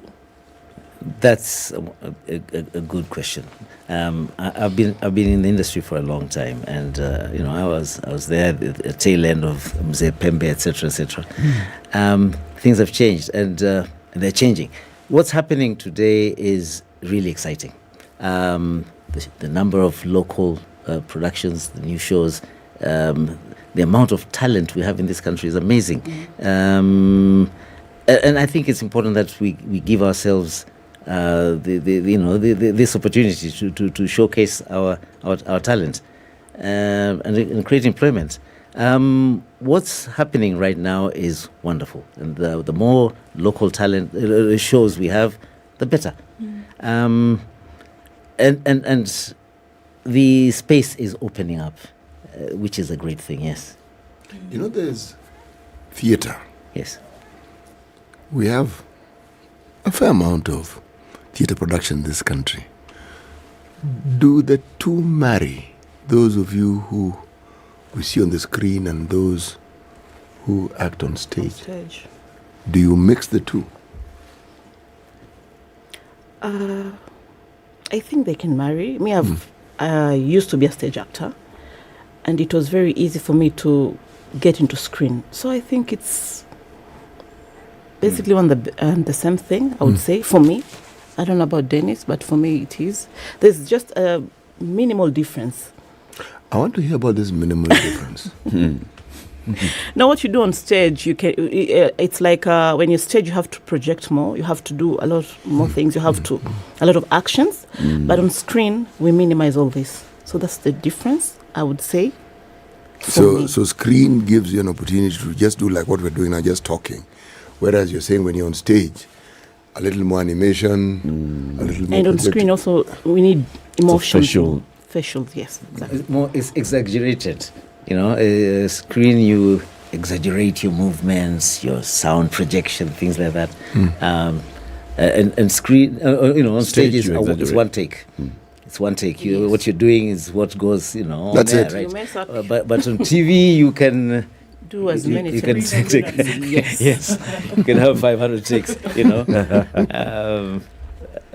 So I think to answer your question, I think the stage is the breeding ground for television. Yes. That's the school for television. But then, of course, TV is more. Your facial expressions, your body language is slightly different. Yeah. Take us on to a set, actually. How many people work in a set, say, for this Zari show? So who do you have? You have a script writer, director, I don't know, lights, camera. Ooh. How many people are there? There's the producers and the writers who are offset. Yeah. And all the other people, the people you don't see, the drivers, the cooks, they're very important. We must eat. But on the set proper, you have the sound people, the lighting people, you have the camera, you have the continuity people, you have makeup. Continuity, what do they do? Just imagine I walk in wearing this coat, and then I walk out wearing another one. That will shock you, won't it? Yeah. It will. This person must know what I was wearing, or this pen must be exactly there. Okay. In cut 1, cut 2, cut 3, cut 4. Let me just get this. Yes. So, for instance, continuity, movie. Yes, this car has rammed into, and there's a car chase. Yes. And when it's rammed in, there's a huge dent. Yes. Then you look at another set, the car is moving along, there's no dent. Yes. But it's the same car. So continuity are the ones who make sure that dent is continuous. And that continuity person should not continue working there. Okay, got it. Yeah, so there's a lot of people there. There's the costume people. Very important. Then there's the what do they do, these costume people? They dress you. Yeah, the dress bit, unless it's a nude movie, but I get it. What I'm saying is, let me rephrase my question. Are they the ones who determine whether the dress code matches the character that the movie is supposed to portray? Absolutely. There's also the stylist. Now, what do they do? Now, the stylist is the one who knows this Frida is supposed to be dressed this way. She talks to the wardrobe people, and then you need to get these outfits for Frida. They are supposed to look this way. She's not supposed to wear maybe trousers or what, She can't be in stilettos. She's a housewife. No, exactly. So housewife, harusi kuva mini. Okay. And she's these people are many scenes, many episodes ahead of you. Right. Otherwise, the show won't stop. For example, our show is a 1-hour show, which is the first. 1 full hour of shooting is a lot of work. Yes. People will see that and think, oh, this was 45 minutes of air time. It took several probably a week to shoot that one episode. Take us through that. What happens in a whole week when you're shooting just 60 minutes? Surely. The producers are there, the camera work is there, continuity is there. Kuna mtu alienda strike. The amount of work that goes in is amazing. Tell us about this work.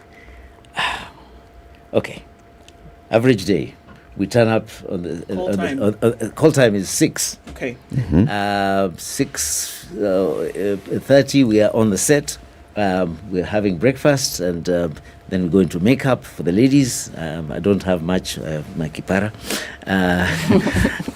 Then you're called. The first scene, you go through the script.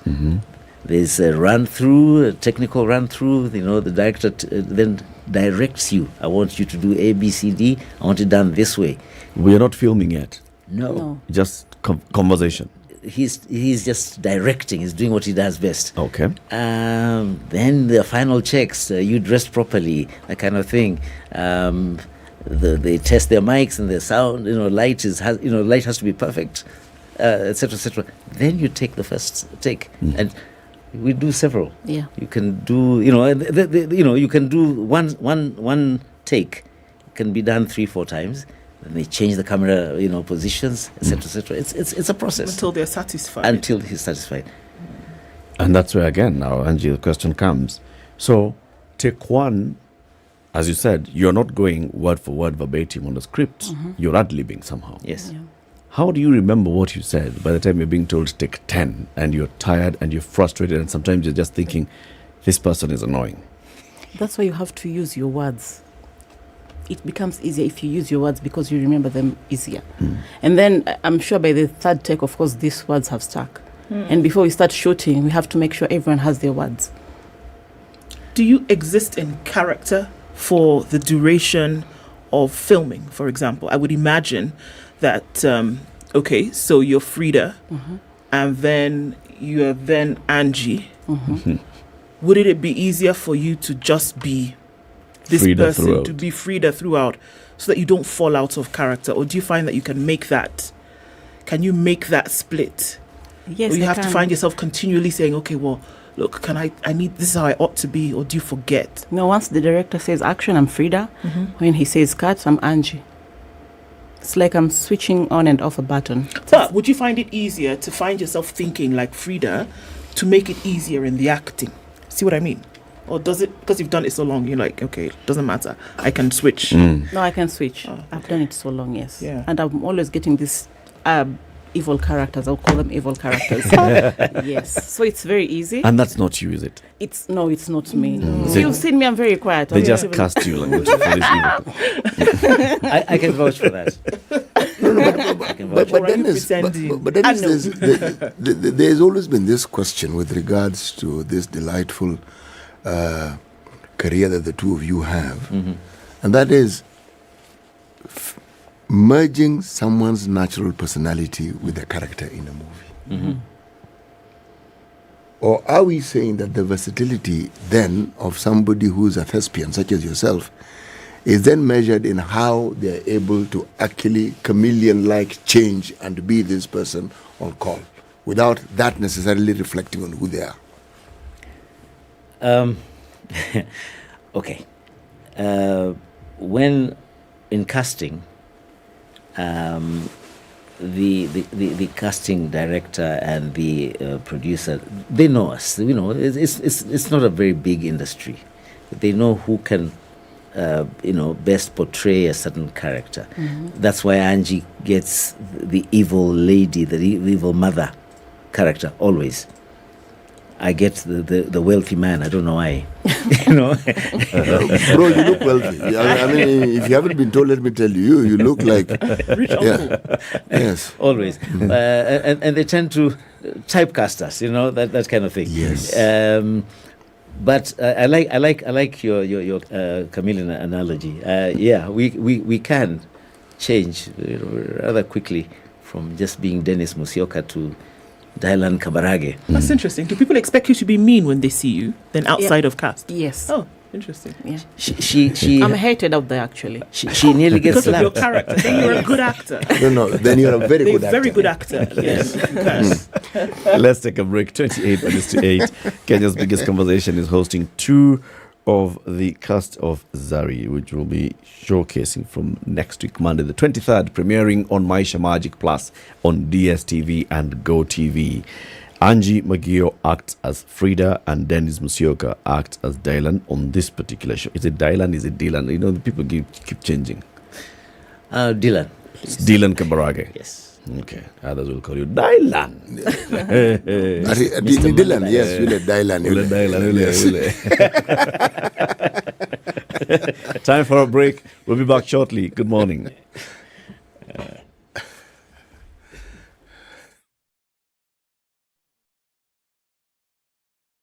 This is the Situation Room, the only way to start your day. This is one of the hottest show that we can ever miss in the morning, and it's a show that really gives a real situation in the Situation Room. Pleasure to be here. Thank you guys so much. Nduthai, nice meeting you. Even beautiful in person more than in photos. Say that again. Character is like pregnancy, you cannot hide it. You know, people hiding here and there, but after 2-3 months, 5 months, now you realize, so that is why the attitude that you were showing us, you're pregnant. It's like what my grandmother would say. cannot pickpocket a naked man. How's that? It's communal, isn't it? No comment. The Situation Room, Kenya's biggest conversation. Cloudy conditions in Nairobi, still 17 degrees, and we'll see highs of 26 and lows of 15. 13 will be the low in a mostly cloudy Nakuru at 15, going to highs of 24. And we'll see highs of 25 in a mostly cloudy Nyeri at 16. 14 and cloudy in Eldoret with highs of 24. And mostly clear at 25 in Mombasa with highs of 31. We'll see highs of 31 as well in a mostly clear Malindi at 26. And looking into a partly cloudy Kisumu, we'll see highs of 28 and 28 as well in a partly cloudy Kakamega at 17. It's clear at 19 in Kampala with highs of 27, and 30 will be the high in a partly cloudy Dar es Salaam at 25. It's 8 and clear in Johannesburg with highs of 22. And it's still a hazy morning in Lagos at 25 with highs of 31. It's clear at 23 in Kinshasa, highs of 31, back down to lows of 23.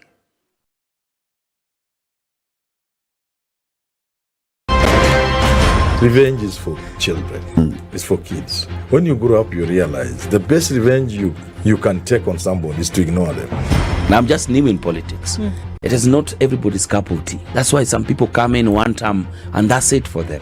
Political parties in this country do not have ideologies, whether luring or otherwise. And that is the effect of corruption.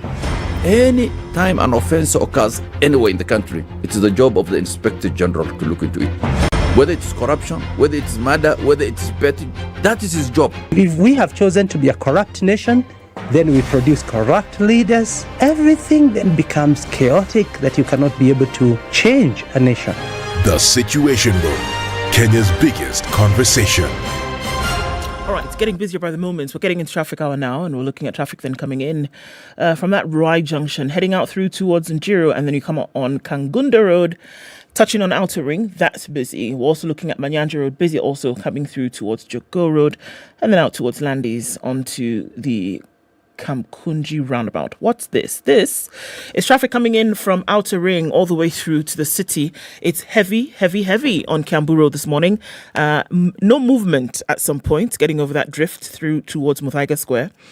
And then now the folks on Limuru Road have decided all coming out at the same time. Many, I don't know how many we are in terms of lanes, but that's inbound traffic and it's heavy so. Coming through towards Wayaki way from James Gishoro, that's also pretty busy. And Shiromo is a beehive of activity. Naivasha Road, Gitanga Road, all of this heading through towards James Gishoro. Really busy this morning. Langata Road is also piling up, coming in all the way from the barracks. Beyond that, at the junction from Magadi Road, a lot of traffic. Uhuru Highway then is starting to pack up a punch, and it'll happen through towards the end of traffic hour. So we'll see what happens later. Let's talk SpiceFM KE on X.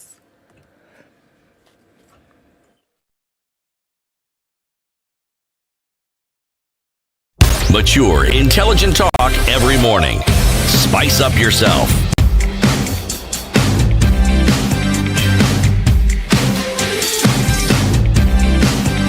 Mornings done right.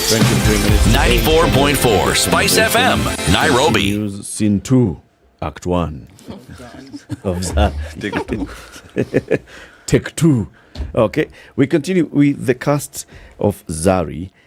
Angie Magio acts as Frida on this particular show that's premiering next week on Monday on Maisha Magic Plus on DSTV. And remember, you can catch up with DSTV just by dialing *423# and you download my DSTV app or my GoTV app, and that helps you to catch up with them. So wherever you are, you can actually watch the shows on Maisha Magic Plus, or you can catch up with episodes that you missed on Maisha Magic Plus. Now, Dylan, that is Dennis Musyoka, has stepped out, and in comes Elisha Kamau, who's the PR manager at MultiChoice Kenya. Elisha, good morning. Good morning. Good to have you here. So happy to be here. Very good. Straight into it. 2 new local productions on Maisha Magic Plus in October. And you've been having new ones every so often. Take us through the thinking of MultiChoice Kenya and Maisha Magic Plus on this. So thank you so much for having me here. So as MultiChoice Kenya, we are so happy to introduce 2 new shows. So this is part of our strategy to ensure that Kenyans consume more local content. So we have widened up access to local premium content to more customers so that they're able to enjoy and appreciate shows such as Zari, which premieres next week. So this is part of our campaign called Tumefungulia Magic. Literally, we are opening and widening more access to this local content, especially with our actors, with our actresses. They've spent so much time, so much hours, and so this is one of the opportunities that we have for Kenyans to ensure that they consume more content. How many local shows are currently airing on Maisha Magic? We have produced over 50, local shows. Some even have, it's a series like over 100 episodes. So, for example, we have Kina Kovu, Salem or Sister, and much more, really. So there's quite a lot that we have done on this particular front to support the local film industry. Yep. When you talk about Kina, Jimmy Gath works here. And he acts on Kina. It's a very good show. It's big. It's award-winning. I'm curious. Yeah. All your shows tend to have just one name. Not like some other shows which have Once Upon a Time in Karatina, that sort of thing. Once Upon a Time in Karatina? There's a title for you. That's a good one. Is there a reason why? So, we try to make our shows have names that people relate to. So simple, relevant, catchy names that are easily rememberable. So you'd find Kina, you'd find Oh Sister, Kovu. Zari. The Swahili words. Zari. We're in Kenya, Zari. Kasiri. Tomorrow.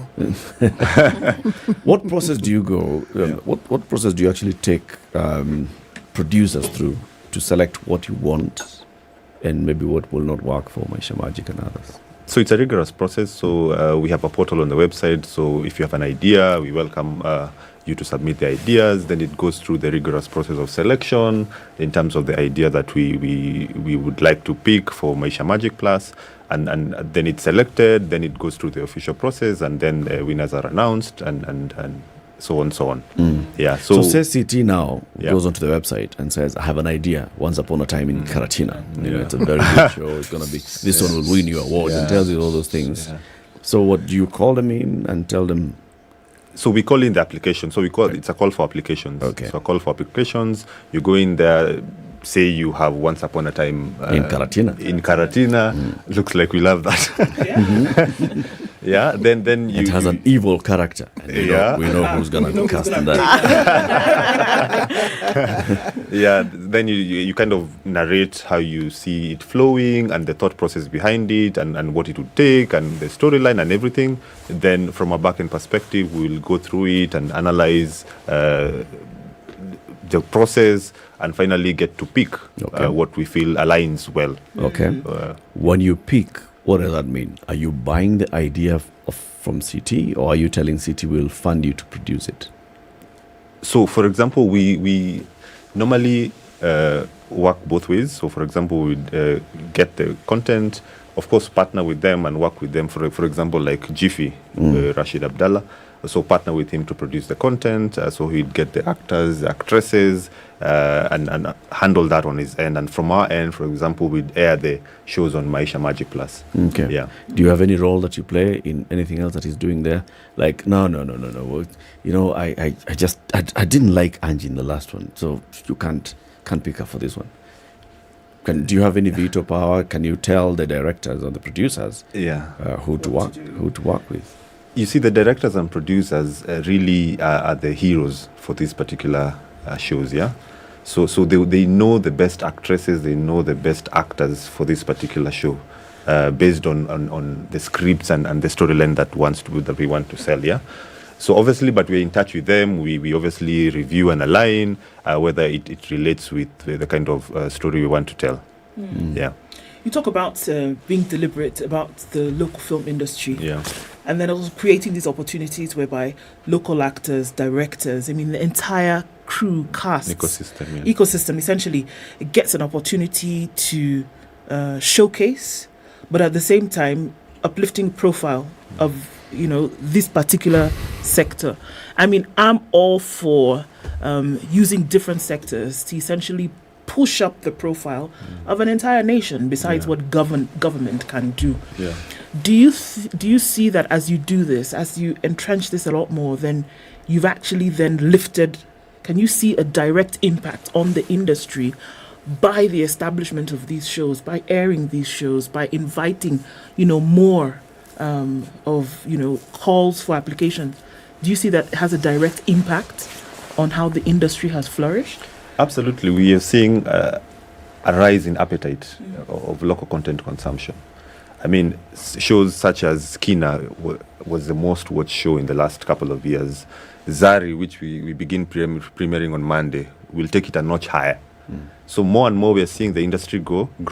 More and more we are seeing more young actors, young actresses wanting to get into this space, to answer your question. And it means as a sector, as an industry, we are really supporting growth ecosystem. Yeah. Angie, some feedback for you. Somebody, Geraldine Ochieng, says, I once hated Angie so much. She really becomes her character so well. So congratulations. Already there are people who hate you for real because of how you act. When you're called, let's say you're told there's this new production that we are coming up with and we'd like to cast you for it. Are there those that you look at the script and you feel, damu yangu, haijapenda hii, and you say no? Not really. Sijawahi pata a script ambayo imenisumbua. Actually, they've all been challenging. Even for this one, when Lulu called, I asked her, am I playing an evil role? She said, not really. But it's going to be a very nice script. And she told me the synopsis and I loved it. So basically, I've never gotten a role that I didn't like or a script that I didn't like. Yeah, they've all been fun, I would say. Is it the scripts that are fun, or is it you who has an adaptable mind? I think they're fun also. They're very good scripts, yes. They're good scripts? Yes. Okay. How does this all make you want to encourage others who are coming up? So that's part one of that question. And do you find yourself then wanting to learn more to then be better in this particular craft? And then those who are coming behind, because that's the thing, isn't it? That there are always people who are coming behind and you want to grow the industry. How do you see that those roles, those spots can also be open for those who are coming into the space? First and foremost, these people who are coming up, actors, I think they think it's easy. They just want to get up and get on screen, but it's not easy. First, I'll tell them to go do auditions. Most people don't like auditions. I've been acting for a long time. I don't like auditions. So many people just want to come in. What don't you like about auditions? It's very stressful, and then you get there, and then I think there's that fear of getting rejected. Personally, that's my number one fear. And I've been rejected numerous times. Despite having acted for such a long time, I still get rejected. Is it really rejection, or is it's a mismatch?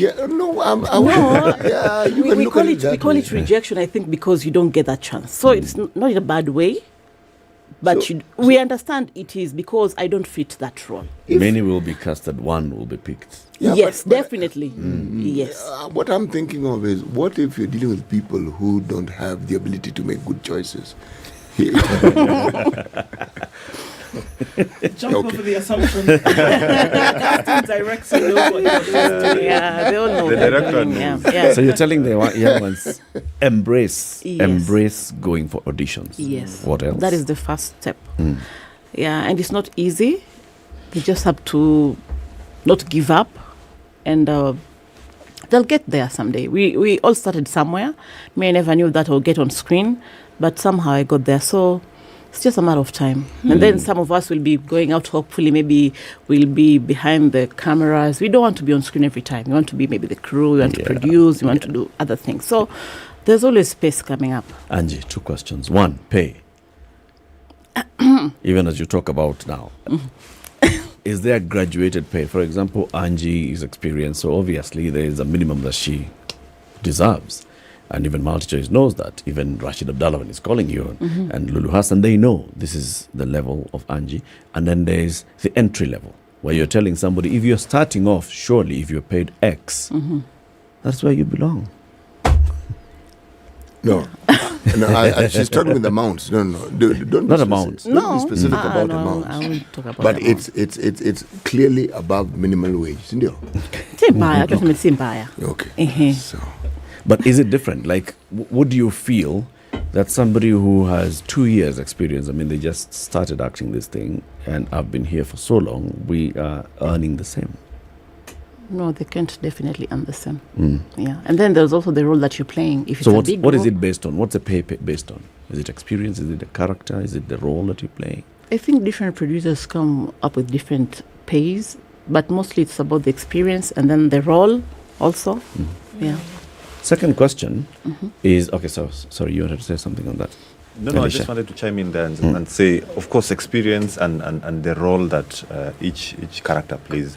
There are those characters that are the main characters and other characters, I don't call them minor, but they're they're just support characters, yeah? Okay. The second question, Angie, is we've seen conversation all over the world, from Hollywood and everywhere, on harassment, especially for female casts. That, you're coming in and you're told, now this one, because of who you are, you've got to talk to the producers in a certain way, you've got to align yourself with the producer for you to get a role. Do you experience such kind of issues in our market? Have you heard of such complaints where people say, you know what, there's actually a producer who has been blacklisted by actors because of how they behave? Yeah, I used to hear a lot about it years back, but personally I've never experienced it, and I'm glad that I've been taken on because of my talent. But I've heard that there are people who do that, but I've never experienced it. Yes, yeah. Have there you are heard of producers that, who you have to do this to get this. Yeah.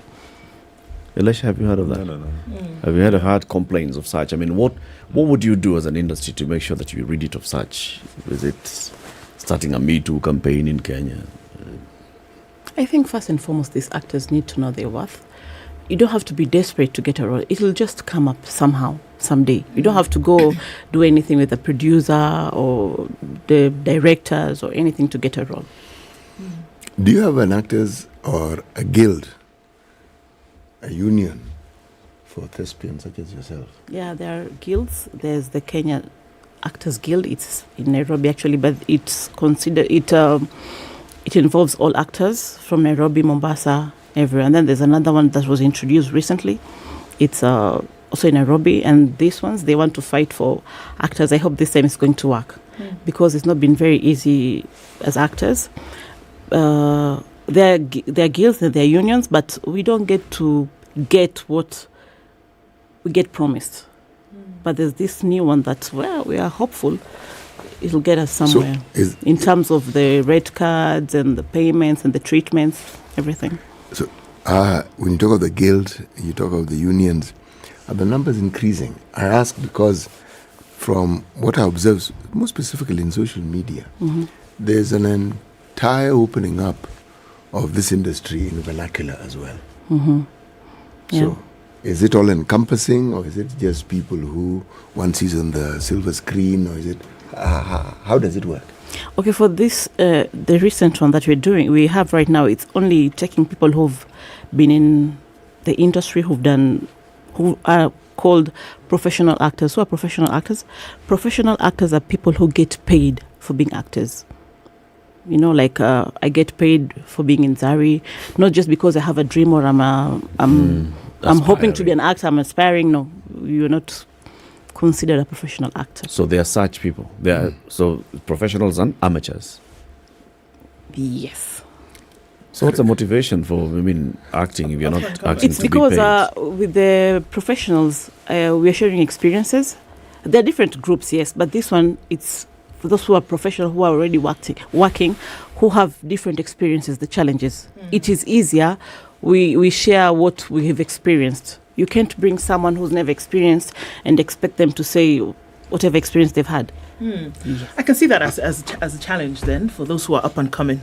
And so maybe, would you say, Alicia, that MultiChoice then is in a unique position to continue to create or to have a platform whereby that particular gap is filled? Because if I have to get to the place of professional in order to be able to earn for this trade that maybe I've gone to school for, that I have an innate talent or an ability to then perform, but if I cannot earn from it, then it's a bit daunting, really. So would you say there's a unique opportunity that MultiChoice will be able to fill, or any other platform that would then come in and say, you know what, here we are, and we can create a platform whereby there can be a showcase of talent, and then working with producers, producing outfits, then you can guarantee that somebody who has the skill, somebody who has the knowledge, information through education, then can actually come in, and you have that transition whereby as you climb up the stairs towards professionalism, you are able to earn for your skill. Absolutely. So at MultiChoice, we have what we call the MultiChoice Talent Factory. So we are building the next cohort of producers and directors, just to support the gap that is there, and more as we move along, we'll have more producers, more directors, so that we grow the industry. So what happens, we train them, so they enroll, we train them for a whole year. Together Kenya with other countries, we train them. Then these actually producers, they're the people that have produced, for example, Njoroge, Kina, Kovu. So as we go along, we'll have many more people producing local shows. Yeah. Njoroge is on to a new season, isn't it? Yes. Okay. Somebody has actually commented that they've noticed with almost every new show that's coming on to Maisha Magic Plus, they see a new faces. Yeah. Like the faces who are on the ongoing show are not necessarily going to be the faces that on the new show.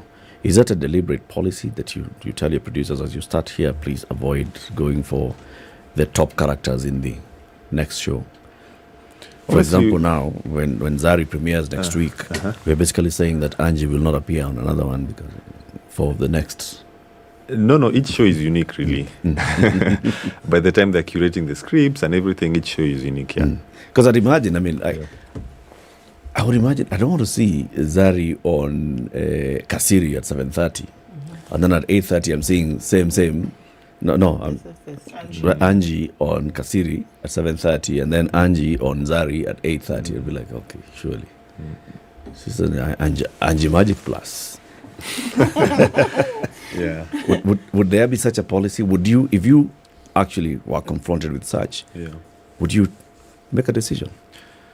I mean, each show is unique. By the time they're building the scripts for Zari and Kasiri and many more shows, I mean, we know Angie will feature in Zari, we know Dylan will feature in Zari, and such kind of scenarios.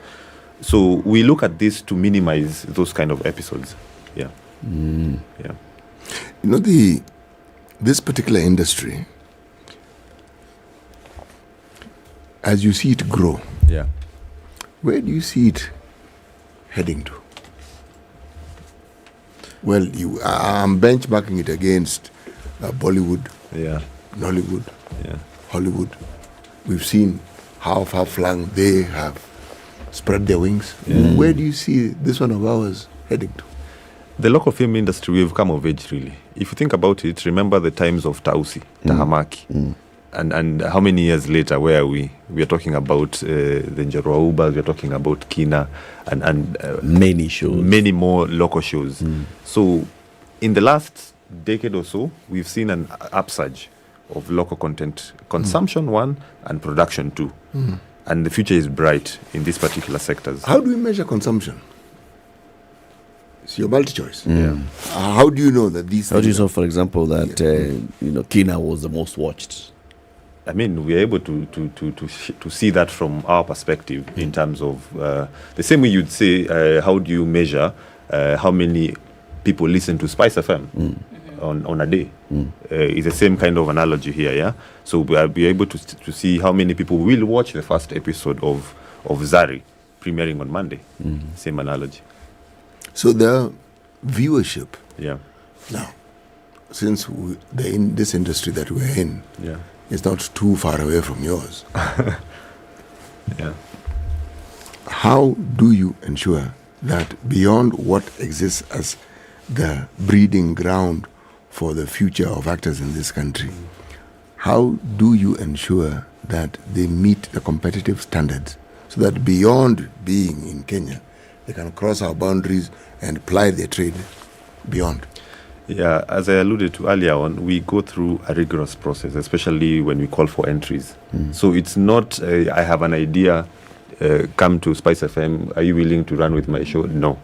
It's a very rigorous process so that we are competitive, not just in Kenya, but even globally, so that even our actors are appreciated, our actresses are appreciated. So it's a very rigorous process. To answer your question, yeah. Interesting. So we're looking forward to watching you on the premiere of Zari on Maisha Magic Plus next week on Monday, 8:30 p.m. and then Tuesday, and then Wednesday, and then Thursday, and then Friday. Absolutely. And then Monday again, Tuesday, Wednesday, Thursday, Friday. We'll catch it on Maisha Magic Plus from Monday, the 23rd of October. Angie Magio acting as Frida, Dennis Musyoka acting as Dylan on that show, plus very many other good characters on the show. Yeah. If you want to watch it, you can catch it on Maisha Magic Plus. DSTV channel what? 163. And GoTV? 3. Okay. And if you want to download my GoTV and my DSTV app? In fact, just go to Play Store, iOS, download DSTV Stream, subscribe and put in your details there. Then you'll be able to watch the first episode. All right. Absolutely. Very good.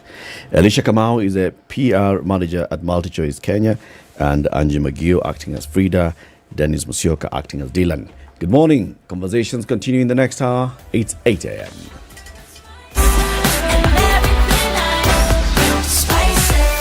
Spice up your life.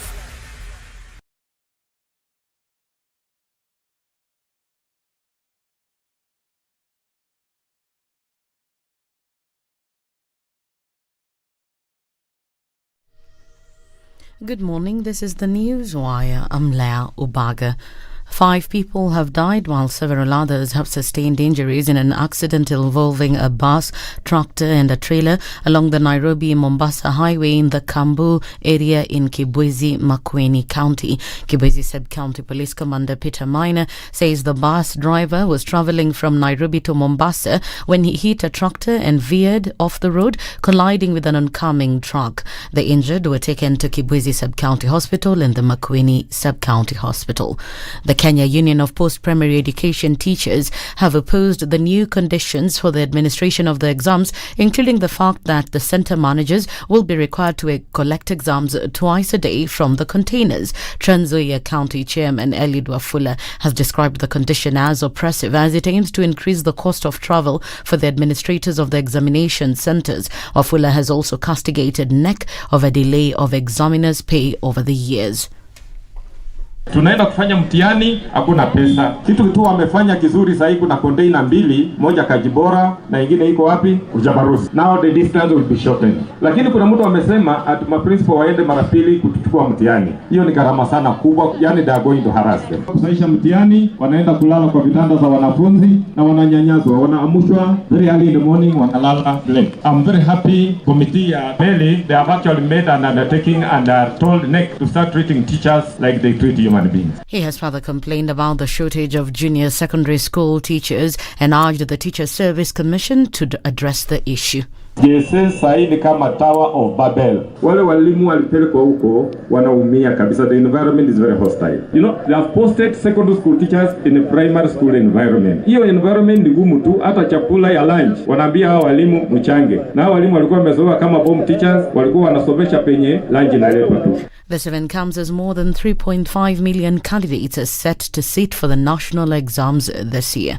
President William Ruto has met with China's President Xi Jinping and First Lady Peng Liyuan.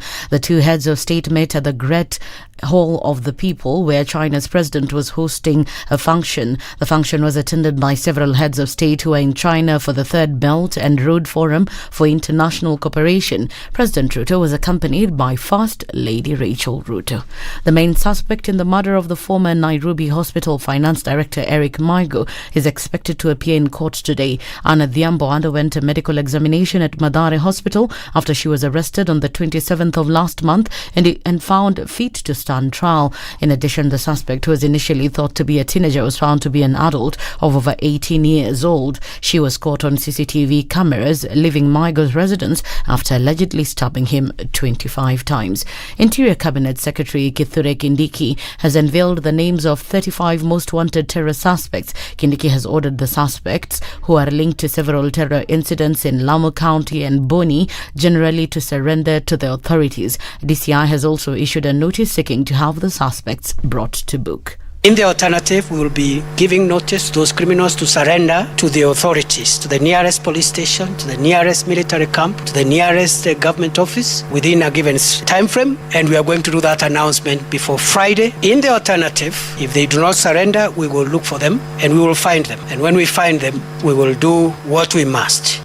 And finally, in the internationals, in the Gaza Health Ministry says at least 500 people were killed when an airstrike hit a hospital compound in the center of Gaza City. Israeli officials, however, denied targeting the hospital and say they believe the blast was caused by a rocket from Hamas or Islamic Jihad that fell short and struck the site. News of the deadly explosion came just hours before President Biden departed for Israel for a visit today to deliver a message of support to a key U.S. ally following Hamas terror rampage in southern Israel. I want to give you an announcement of the event that occurred in the hospital in Gaza. I can confirm that an analysis of the IDF operational systems indicates that a barrage of rockets was fired by terrorists in Gaza, passing in close proximity to the Al-Hali Al-Ma'adi hospital in Gaza at the time it was hit. Intelligence from few sources that we have in our hands indicates that the Islamic Jihad is responsible for the failed rocket launch which hit the hospital in Gaza. I repeat, this is the responsibility of Islamic Jihad that killed innocents in the hospital in Gaza. That's the Newswire. I'm Leah Ubaga.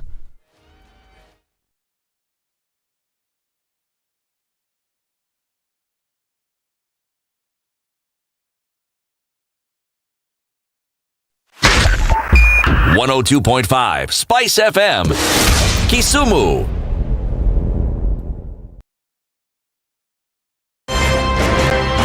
It's critical that people pay taxes. But then taxation has to have a limit. When you start overtaxing people beyond certain limit, then this is now we call robbery with violence. We are all struggling, but we don't show. If you're not doing well, shame on you. But you have to say, I'm broke and I'm struggling. We are not okay until everybody is okay. We are pretending to have political parties. Why don't we just be honest? And we say, these are the Luyas, these are the Kambas, these are the Kikuyus, and we find ourselves in Kenya. You know, with politics and leadership, no matter what you do, there will always be a complaint. There will always be the assumption that you're either stealing or you're not doing things right. As a leader, don't fear. If you know you're doing the right thing, you've thought about it, you've got an expert advice, do it, then understand later. This country, we don't need prayers. Prayers is between you and God. Good governance and thinkers who care about the country and not their stomach. That's what we need. The situation. Okay, a few minutes after 8 o'clock, traffic in the city, and it's heavy coming off of Kangunda Road, getting out towards the CBD. Jogo Road also, that started early. It's feeding off from Manyanja and then into the CBD. Some things are missed on the Southern Bypass. Folks are trying to get through from the Likoni interchange out towards Southern Bypass and then into the city. It's a watch and see, this one. And Langata Road also busy. It's been that way for about an hour or so, and it's seeping slowly through towards the CBD. Some of that is going to go towards Raila Odinga Way. We're also looking at traffic on Gong Road. That's busy as well. Thika Superhighway continues to be busy, as does Limuru Road, and then coming off of Kiambu Road. Wowza. Kiambu Road is also doing the business this morning, and it's connecting all the way through towards Muthaiga North Road. So watch out for that one. If you're there, you might be there for a minute or more. All right, we're going to keep an eye on things and see how they open up closer towards the end of traffic hour. But for now, hang on. Let's see how it opens. SpiceFM KE on X. Let's talk there and keep things moving this Wednesday.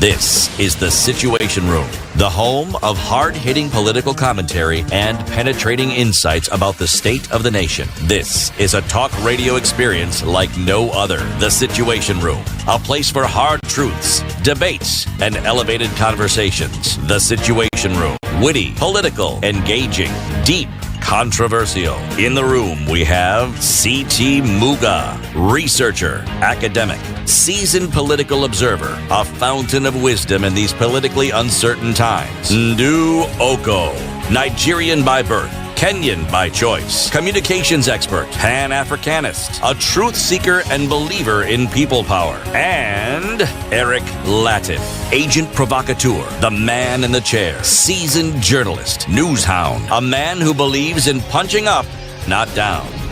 It's This 8 minutes is the after 8. Situation Good morning. Room. Welcome The to only the way third to hour of start. the Situation Room. It continues. We're here until 10 a.m. This 18th day of October 2023. We've had a conversation about this beautiful show that's premiering next week on Monday on Maisha Magic Plus on DSTV and Go TV. And we've heard from MultiChoice themselves on what they've been doing. Over 50 shows is a very good thing. So all we can do is let's watch and continue entertaining ourselves. Subscribe to DSTV and Go TV. 29th of October, we are running. We are running. Yes, we are. And it's the 20th edition of the Standard Chartered Nairobi Marathon. It's Kenya's largest single-day athletics event ever. Continues to do so. It's been doing so for 20 years running. Yes, it has. And it's bigger this year. In the 20th one, the 29th of October, we're all meeting at the Huru Gardens, and we're going to run for a good cause. So run for yourself, but also run for others. It's going towards the Future Makers program, and what this does is that it guarantees that young people, especially girls and those with disability, have the chance to learn, to earn and grow. How do you do this? Well, you go to www.nairobimarathon.com, register with 2,000 shillings, and you're on your way. You get more instructions on what you can do thereafter, and then you come on the 29th and then you run. Easy peasy, come and easy. And we go to the Nairobi Marathon. I know. You like that, don't you? Oh, dada Mswahili, dada choto like Swahili. Easy peasy, come and easy. Yes. Speak in rhyme all the time. If you go to nairobimarathon.com, you'll find all information also about the other places that you can run, how you can get into the virtual race, and all. So nairobimarathon.com, even after you register, is a place that you want to keep visiting. So we have seen what's happening this week. This is the topic, the national topic is on fraudulent acquisition and attempt to transfer land. Not only public land, even in some cases, private land, and it's a big issue in this country everywhere. So there's what's going on in Athi River, the unfortunate demolition of people's homes and properties, but it's not just in Athi River. It's actually something that's happening all over the country. And so we want to expand this conversation. We are joined this morning by two people in the studio. One of them is Alfred Ndambiri. Alfred is an advocate with a practicing license, a current one, we hope, and he's going to prove it to us, an advocate of the High Court of Kenya, and also an activist in law and development.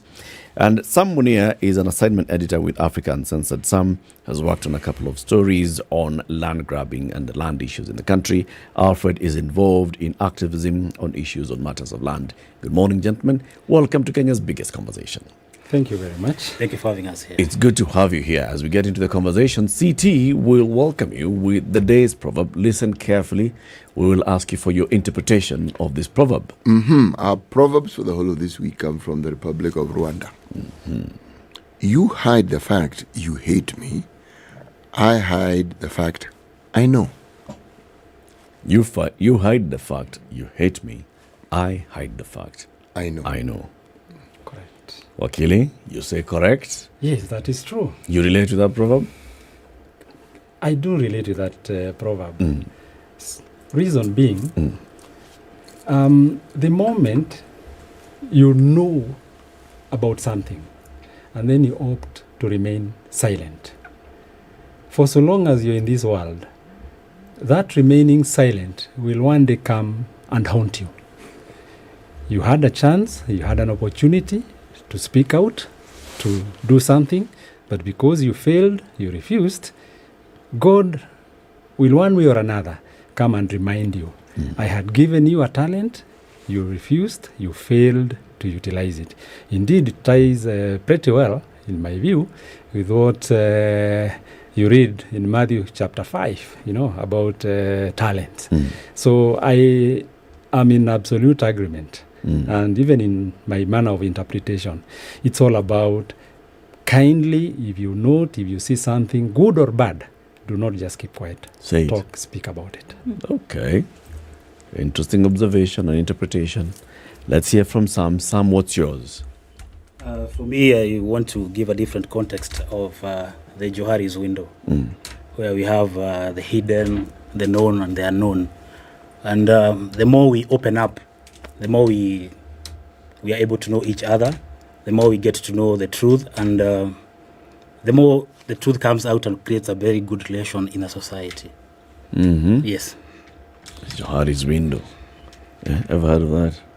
I've heard about it, but I was never able to make the connection. Connected to that else. And, something like this. It's interesting, right? Very. It's quite interesting. All right. Sam, you've done some stories, a couple of stories on land grabbing. Just give us a context with which you worked.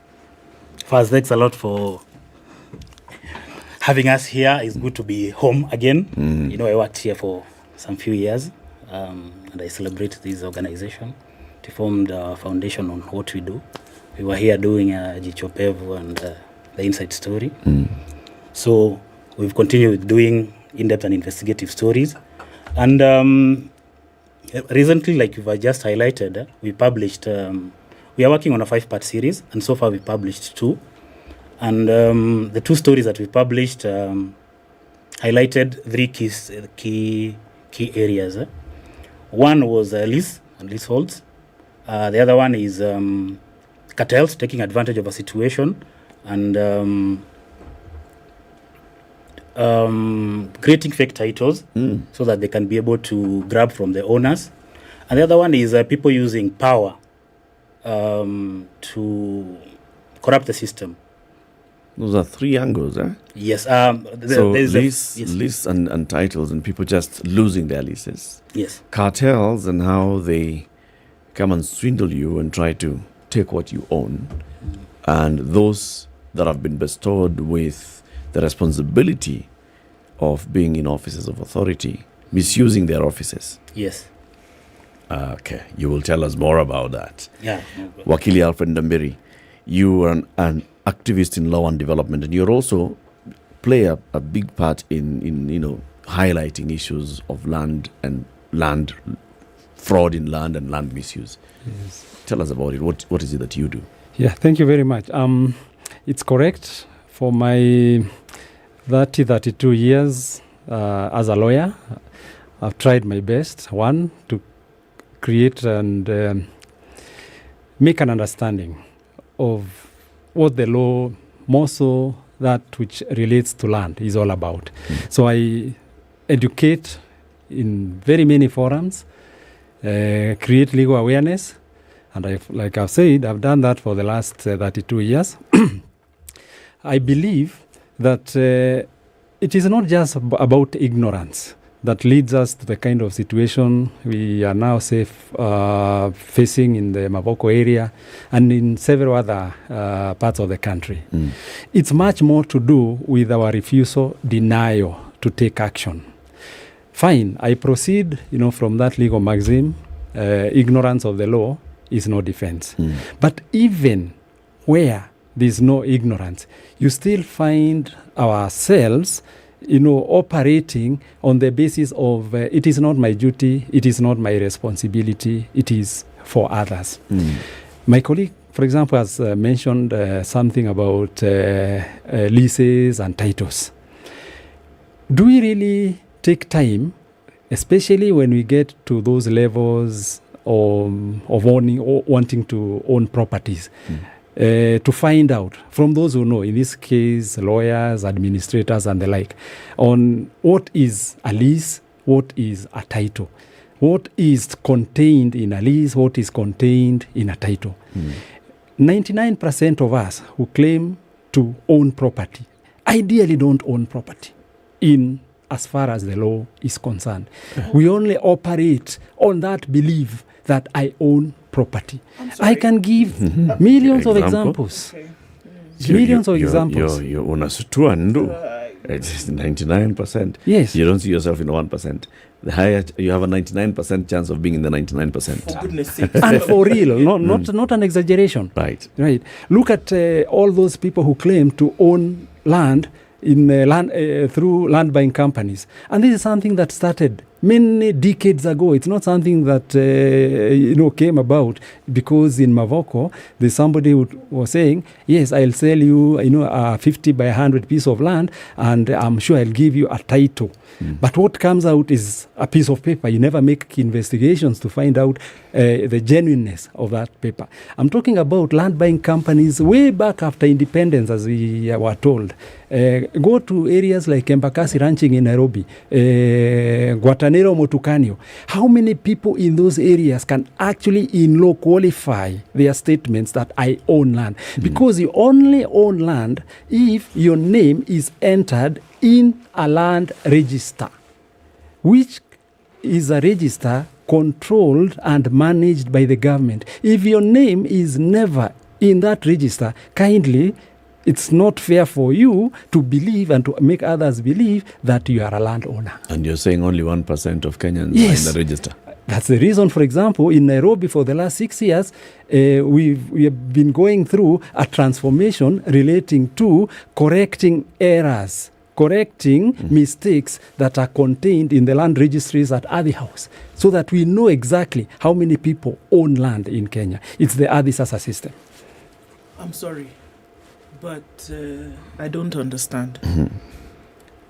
So we're saying that all these transactions of hundreds of millions of shillings over years and documentation that has been given to individuals, that has been passed on even to family members over generations. Essentially, these pieces of land, property, don't belong to these individuals according to the law, and to such a high number of 99%. How is that allowed to even happen? Let me take the example of properties that have been inherited or passed down to others. There is a procedure which must be followed in law for whoever now wants to stand up and say, I have land that I inherited, say, from my deceased mother, my deceased father. The fact that, say, my mother owns land, she passes on, and then immediately I am all over the village saying, we were 5 of us, the land was 5 acres, now I own 1 acre.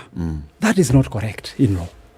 Unless you've gone through the process of legal succession, you should not be anywhere claiming that I own that 1 acre.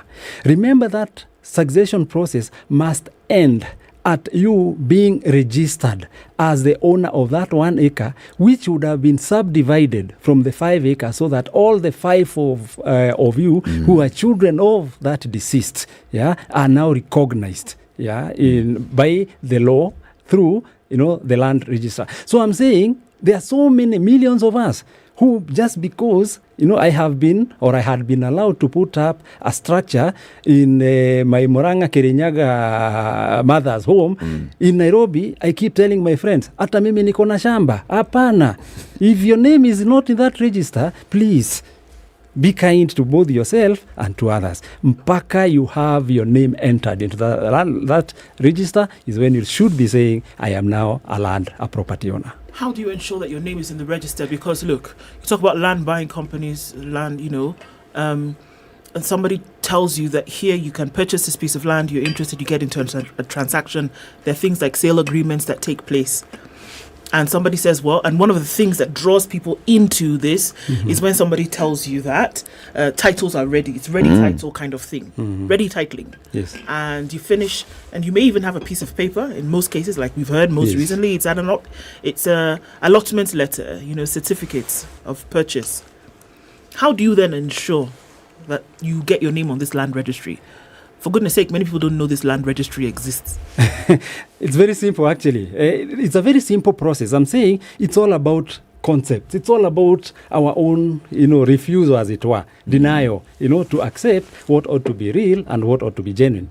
If I want to acquire property, fine. There's a broker who comes and tells me with the Kangundo area, there's this company that has already subdivided, land into those 50, 100 acres, and I can negotiate for you, rather than you buying at 550,000, you can do it at 450,000. Yeah. My immediate reaction ought to be, let me find out the genuineness of that offer. How do I make sure that I get the correct answer?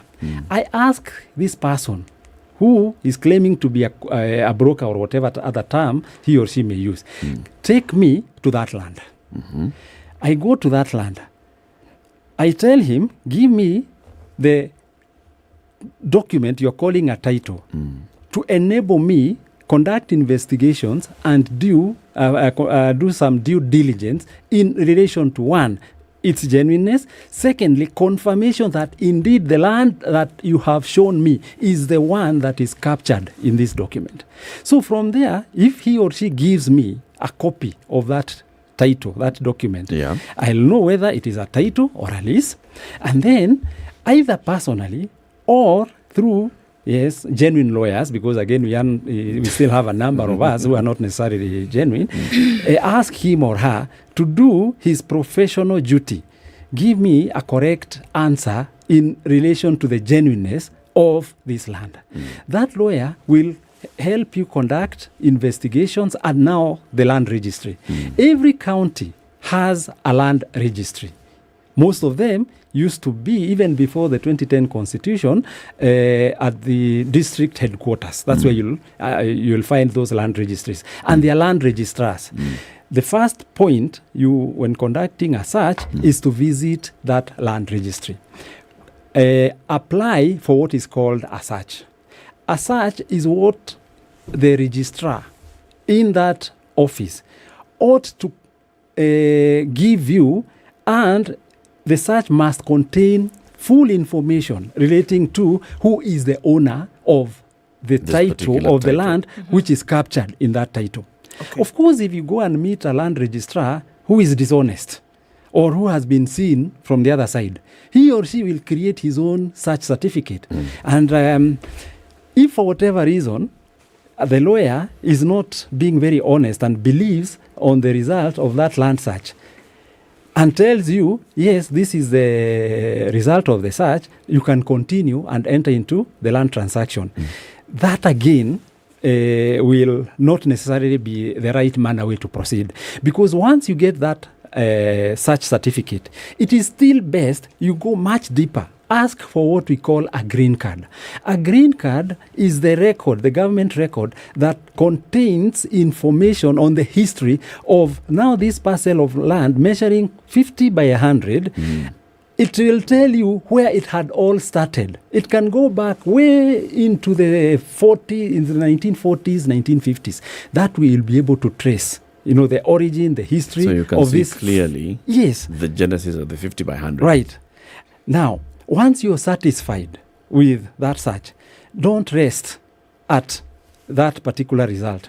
Go back, look for a surveyor, ask him, come and identify the beacons which are supposed to be in place on that 50 by 100 piece of land. That surveyor will go to the survey. We will conduct a search, see whether at the survey office there are any records showing if, for example, that land at one point was agricultural land, there is a mutation report relating to how it was subdivided. What's a mutation again? A mutation is a record relating to the process of subdivision. Every land which is subdivided, there has to be a report which is filed at the survey's office showing the measurements, the number, the location and all. And every land must have a mutation. If it is not agricultural land, for example, you would have a deed plan. A deed plan, majority of those who buy land, especially in the urban areas or areas where land has been subdivided to those 1/4, 1/8 pieces of land. A deed plan is also a map that shows you the extent of the land where the beacons have been positioned, and you yourself will be able to go measure, see whether what you're seeing on the ground matches with what is on paper. Once you're satisfied with all that, enter now into that sale agreement. Remember, a sale agreement is nothing in as far as transfer of property is not a complete. It does not make it a complete process. A transfer is only an indicator of intention. that I now want to own this land. It's the agreement that will contain terms, conditions between you, the buyer, or you and the seller. Make sure you agree with all those terms. If it's about the amount, the manner you're going to pay, whatever other improvements you may also agree will be done, to that parcel of land. Once you've met the terms, conditions of that sale agreement, then enter into a transfer. Currently, the law provides what are prescribed forms in as far as transfer of land is concerned. It is a 4-page document, and it is operates the whole country. You fill that transfer form and make sure all the details in that form are correct. Crucial details include: make sure you obtain a copy of the ID number of the person selling, the PIN number, and I'm saying follow up also on that PIN number.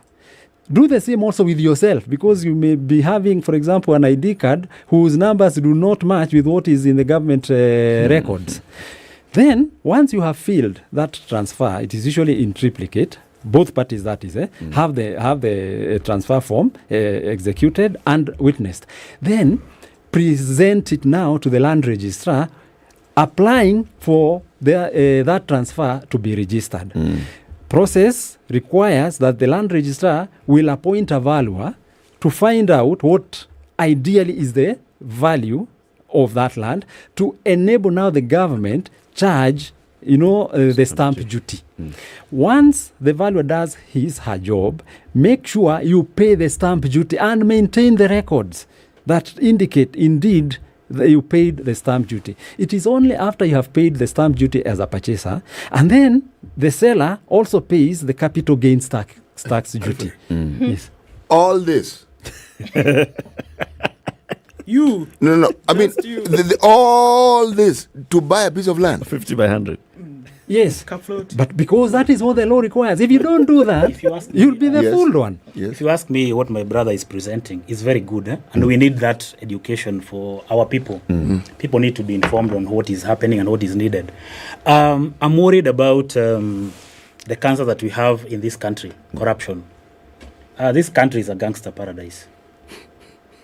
We have people who are supposed to be doing their job, and they have corrupted the system. Yep. There is a way things are supposed to work, but people have corrupted the system. That's why you find double titling. You'll find all these demolitions happening, evictions with fake. So what Alfred is saying is the ideal situation, and what needs to happen. Is what the law says. What the law says. Now, what you say, gangster paradise. Okay, these gangsters. So this system that Alfred has described, what have they done? What are you seeing? Yes, to ensure that the very thing Alfred is saying does not get done. Okay, let's take a break.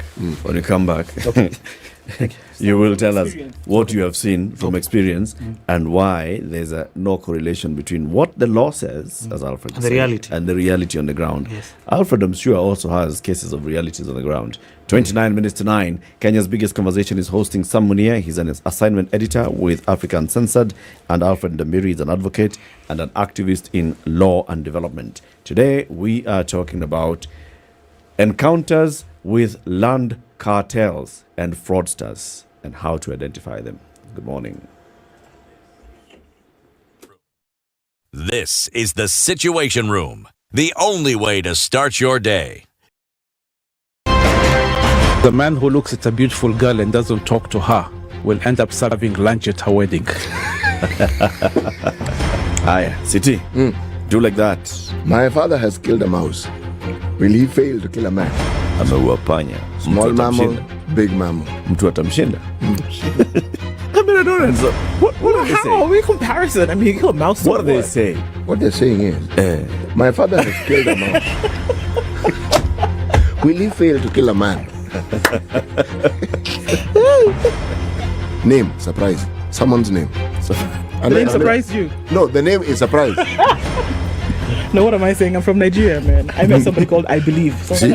Your name is I Believe? Yes, my name is I Believe. But that's the short form. I said, excuse me? I said, yes, my name is I Believe. So what's the full name? I believe in the goodness of God. The Situation Room, Kenya's biggest conversation. All right, partly cloudy conditions in Nairobi this morning, highs of 26 and lows of 15. And looking into Nakuru, sunny at 17 with highs of 25. 25 will be the high, and a partly sunny Nyeri at 18. 16 and sunny in Eldoret with highs of 24.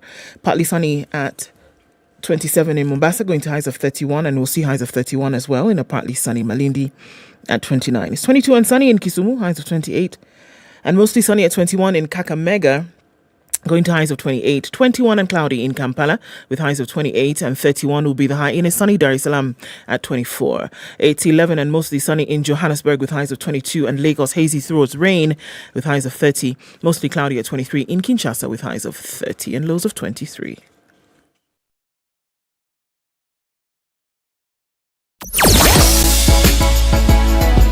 Sugar and spice and everything nice. SpiceFm. Spice up your life. All right, into the CBDs where a lot of the business is happening today, looking a lot better on Langata Road, and whatever is happening coming in from that Likoni interchange, at least past the Southern Bypass, were fine. But Likoni interchange just touching on the Southern Bypass is still bumper to bumper, and that's all coming in from Lunga Lunga this morning. So if you can avoid it, avoid it. Thika Superhighway is still heavy with traffic just past Survey, and we're looking at traffic on Kiambu Road, still pretty heavy at this point. James Gishoro, Chiromo, all feeding off onto Wayaki Way. That's busy for now as well. Let's keep an eye and see as we get out of traffic hour in about an hour or so. SpiceFM KE on X.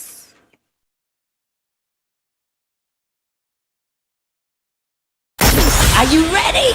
Okay. Spice FM.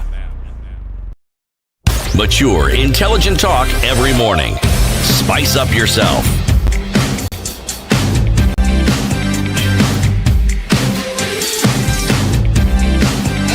Mornings done right. Right. 94.4 Spice FM. Nairobi. Samunia, who's a journalist and assignment editor with Africa Uncensored. Alfred Ndambiri, who is an advocate of the High Court of Kenya, an activist in law and development. We're talking about encountering land cartels, land grabbers, land fraudsters. Wakili has just taken us through a long process of acquiring a 50 by 100. He says, this is what the law says. This is what you should do. Due diligence actually means this. Not ati I asked my neighbor, mulinunua? Mukuna title, ebu nione. Hiyo title iko safi. Huyu wakili wako nipatie namba yake. That you go clean title. No. But then you're saying that is what the law says. Yes. You've done a series, and you're actually doing a series of African Uncensored, where you've talked to very many people who have encountered fraudsters. Yes.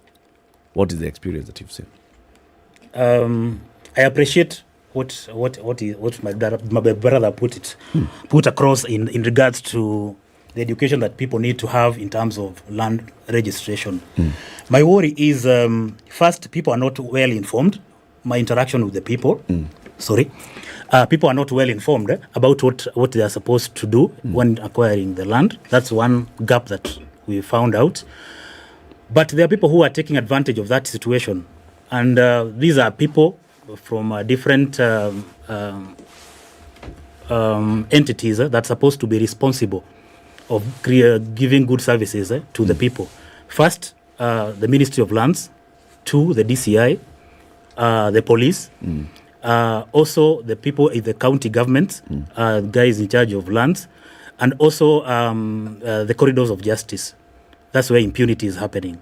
We have cartels who have perfected the art, and they are using their possessions to acquire land illegally, and they are even able to acquire land titles. Some of them are genuine, some of them are fake, depending on how you fight, and they are well protected by the people who are in this system. Somebody, as you were doing your work, did you come across cases where people have attempted to do what Wakili has described as the due diligence and still ended up in the jaws of the fraudsters? Yes, I want to give an example of the story that is trending currently on the Westlands. This is a land that is inherited from their dad, the Shahs in Westlands, and they've been paying the rates. They even renewed the lease for a period of 50 years. But somebody went to the register and actually the manual and the digital. And the committee for Nairobi County were not able to get the footprints because the guys were not very cooperative when presenting the case. But these guys removed documents and replaced with others in the land registry. Actually, both registers. Right. And their savior was a green book. The green card. The green card he was highlighting. That's what their savior. They also deleted their names on the digital platform. Whose names? Yes. Whose names? The Shah's names. The original owner's name. The original name. Actually, if it were not for the green, they would have struggled. As of now, it's clear that the land belongs to them. Otherwise, without that... Wait. There are people who actually went to the land registry. Yes. There is a digital platform where those names exist, isn't it? Yes, there's a digital platform. They changed those names. Yes. Then they went to whatever is manual, Kwele file. Yes. Okay? Yes. Documents were replaced. Yes. And the documents that were replaced mirror the same documents that one then now would find in the digital plot. one. Yes, when you're looking for that plot number. Yes. Hey. Now I can understand why you called it gangster's paradise. Yes. My goodness. We were told here on many occasions that digital platform is impenetrable. Yes. Yes. Disaster. Isn't that the same The one systems are good, but the people who operate, are they honest? Because that is the point at the end of the day, that a system does not operate itself, it is operated by people. Yes. So this is the question that we're asking today. Then that gives then rise to what Wakili had said before about this 99%. Because until and unless you can qualify that, even if you qualify that your name is the one inside the system, somebody can go and change No, it. that system is not what they say it is. You know why? Systems leave footprints or handprints. And systems have processes that when you abrogate, you go against, it alerts. The security systems are like, now if it doesn't, Yes, it does. yes. So all I'm saying is the green card is useful, yes, but the system itself ought to be the one that should have flagged this thing off in the first place. It is the people who are not dishonest who are operating the system. It's the hackers. You know, I'm not leaving this thing of the system is not impenetrable. You can give me evidence if you like, but clearly there are people who are on the inside. Yes. Yeah. So others, outsiders, will not penetrate. Yes. But the insiders. Indeed, you have to like if I use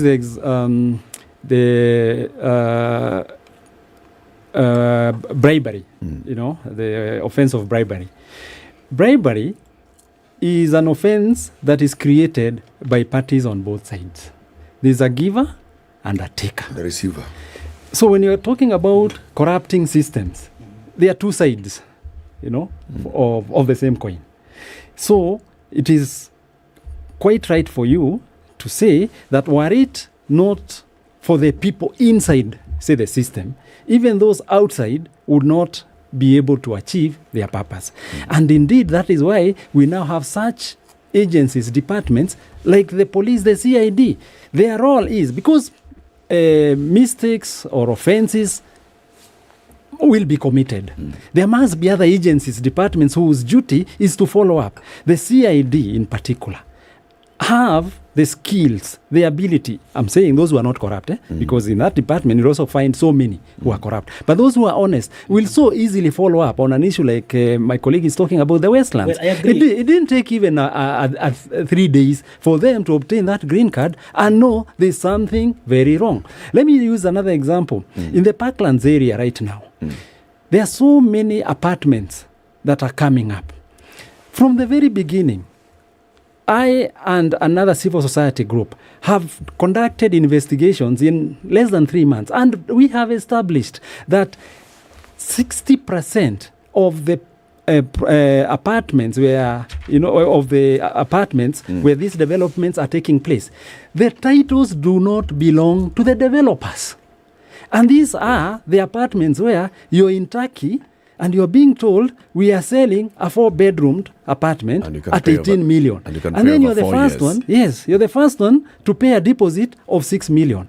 You do not want to spend time, or even if you're in Turkey, get somebody who will conduct an investigation to tell you whether, one, the original title of where the building is being put up belongs to the developer or to the owner. Secondly, move another step. Today we have the law that says, if you are the person developing apartments, you must ensure every unit has its own title. But also, Wakili, we also have the law which insists that a developer goes through a process of certification before the shovel even touches the soil.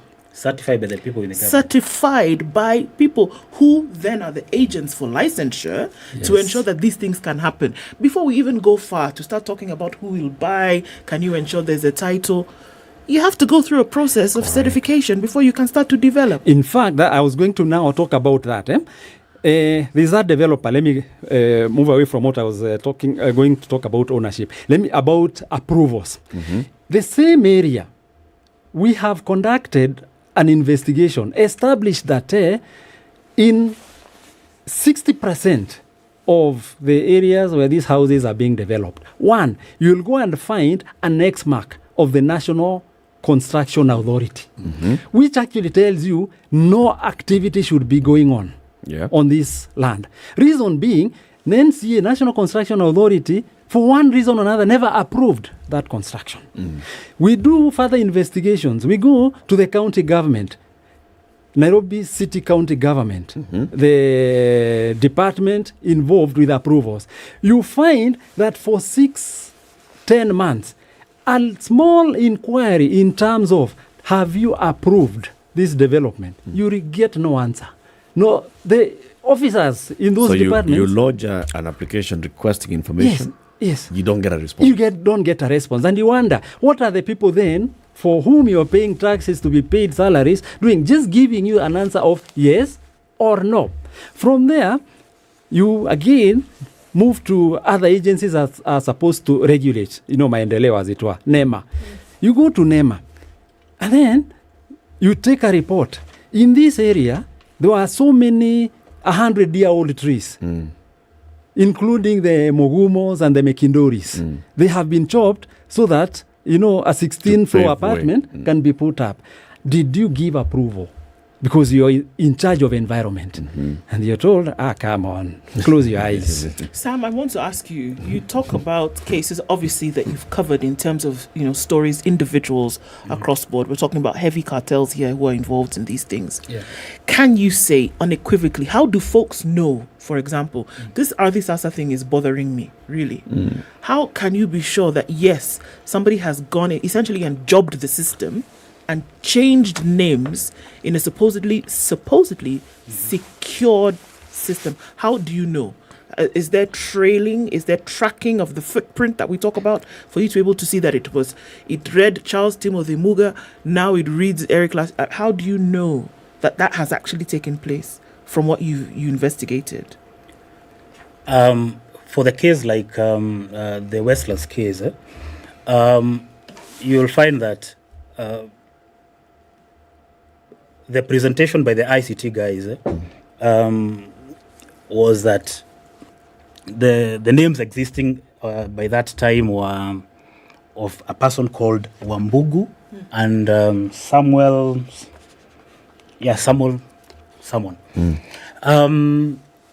The sad part is it was replaced during a certain period, and you don't have genuine people giving you a honest account on who did what at a certain period. Time. Is it a specific period? I don't want to be preemptive because there is a part we are going to name and shame those cartels without fear or favor. But the point I'm trying to create here is these people who are doing this did not cooperate first with the county government that was investigating that. Secondly, they were alleging that this thing happened in 2020. They wanted to blame a certain regime, but in the real sense, it happened in 2014. So it's a whole, we changed the system, but you never change the people inside that system. This registry at Nairobi County, is it linked to the National Registry? Which one? The Nairobi Land Registry. Yeah, it is. It is linked to the National Registry. Every county has its own registry. Yeah. But then in Nairobi, you also have a registry that captures, properties from all over the nation. Indeed, there are two land registries in Nairobi, a Nairobi registry and a central registry. And the Adisasa process is supposed to bring the two together. Indeed, presently, what should be happening is the moment, for example, a parcel of land is converted, because that's the language used, from the previous land reference number to a new land reference number, and is therefore entered into that ADI system. The owner of that land is supposed to apply to have an account, through that Adisasa system. Then it is only the person whose name has now been entered into that Adisasa account who can give any directions or make any decisions relating to that land. If you also, even when you want to make a search over that land, the owner must give permission that the correct information, or rather the information relating to land ownership, can now be released to the person applying for that search. Unfortunately, as of today, I don't think we have more than 5%, of those who have already entered into that Adisasa system, and it's one of the reasons we are saying it is very difficult, practically, to operate, especially in Nairobi, a clean land transaction deal. It is not you who is to blame. It is now that system. That's where you're coming in. But the Adisasa system is supposed to be secure to the extent that once you're recognized as the landowner, it is only you who can make decisions on. Yes, but it's not yet. Yes, it's not yet. And fraudsters know this. Of course, they are the same people. Right. Yeah, okay, but let me put it this way. Incidentally, there are not very many in this country. But you only need one, really, don't you? Yes, exactly. With 4,000 acres of land to sell. If you are only able, to use now our other, systems like the DCI, and even Parliament, we can easily bring all these people. The problem with that to the table. system is that even the people who are supposed to work on that system to transfer that information from analog to digital platform are the same people who are responsible of creating this crap online. So that's why it's a very huge challenge for people who are buying land, or people who are doing claims or transferring leases or renewing leases, because there are people who are already mastered an art of creating a gap for the people who are taking up leases. And they do that in advance. They change the system. When you're going to renew, you're told this land doesn't belong to you. Or you go and find, actually, there's cases where you hear what you see at lands registry, because you said you begin at the lands registry and then you go to the surveyors. When you go into the survey office, you find on the survey map there's a new entry. There's a piece of land in that survey map that has been excised. Those records may not be reflecting at the lands registry. So now in that case, what do you do? Because what you're finding at the lands registry is this, which is 5,000 acres of a directly rectangular piece of land. You go to the survey office, you find 3,450 acres. And then there's some bit of it that has been excised and appears to belong to somebody else, and the records are not clear. You find such cases, such incidences. We've heard reports of such. Other incidences where, like you're saying, somebody's big piece of land, they've known that the land belongs to us, and then they go to the land registry and they find that there are several other entries that have been made without their knowledge. What do you do in such cases? Thank you. This may sound a bit arrogant, but the answer lies in you saying no to that transaction. The moment you come across that revelation, that information, kindly say no. And if you do so, in my view, you will not encourage, such transactions or such conduct behavior multiplying. So it is upon you now to say, sorry, if I participate in this process, I'll only be encouraging. Who are you telling to say no?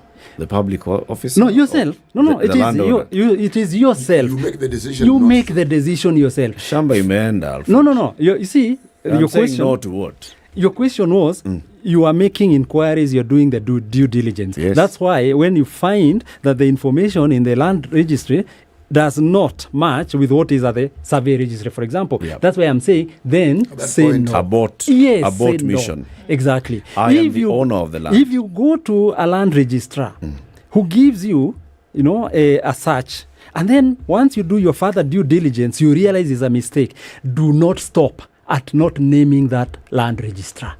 Let your complaint go to the police station, for example, the DCI police who have a police station near where that land registry is. If that does not happen, we are told you can even make a complaint via email to the DCI in Kiambu, but don't stop from naming Let me ask that you person. How many Kenyans on average do you think have actually interacted with their title and yes, they believe they own land? Whether it's ancestral. It's you live by faith. Exactly. That's what I'm asking, because those people who don't have a title also sell land. Yes. That land of theirs. And I'm focusing on those who now buy and encourage, Even this malpractice. They're not sure that they have that You title. see, the reason I asked the first question is because How do you know? How can you tell a title? Yes, I mean, from fake. The due diligence. You're looking at this, okay. Are titles available to all the land that we have in this country? Original fakes are available. Original fakes. Yes. There's real fake, and then there's real. So the fakeness is layered. Yeah. Yes. I'm talking about original fake being an original title through an illegality. The process of acquiring that land or that title is through an illegality. But that the title you've shown, it's a genuine title. Yes. So that's why you have cases of double titling. And In the they're same both land, genuine. yeah, they are genuine. All from the Ministry of Lands. Let me ask. No, I think. Sorry, please. It's very important.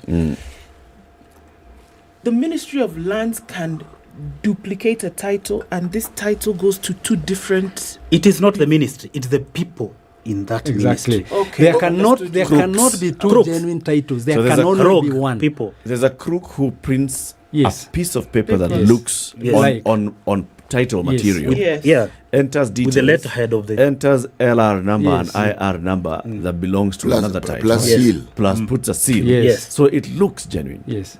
But the real sense There's is only it's one not genuine title. There can be no two. Yes. You know, my question was, land in this country, do we have pieces of land that do not have titles and the process of getting titles has not been done? Yes, correct. Precisely. Again, millions. And there, my point.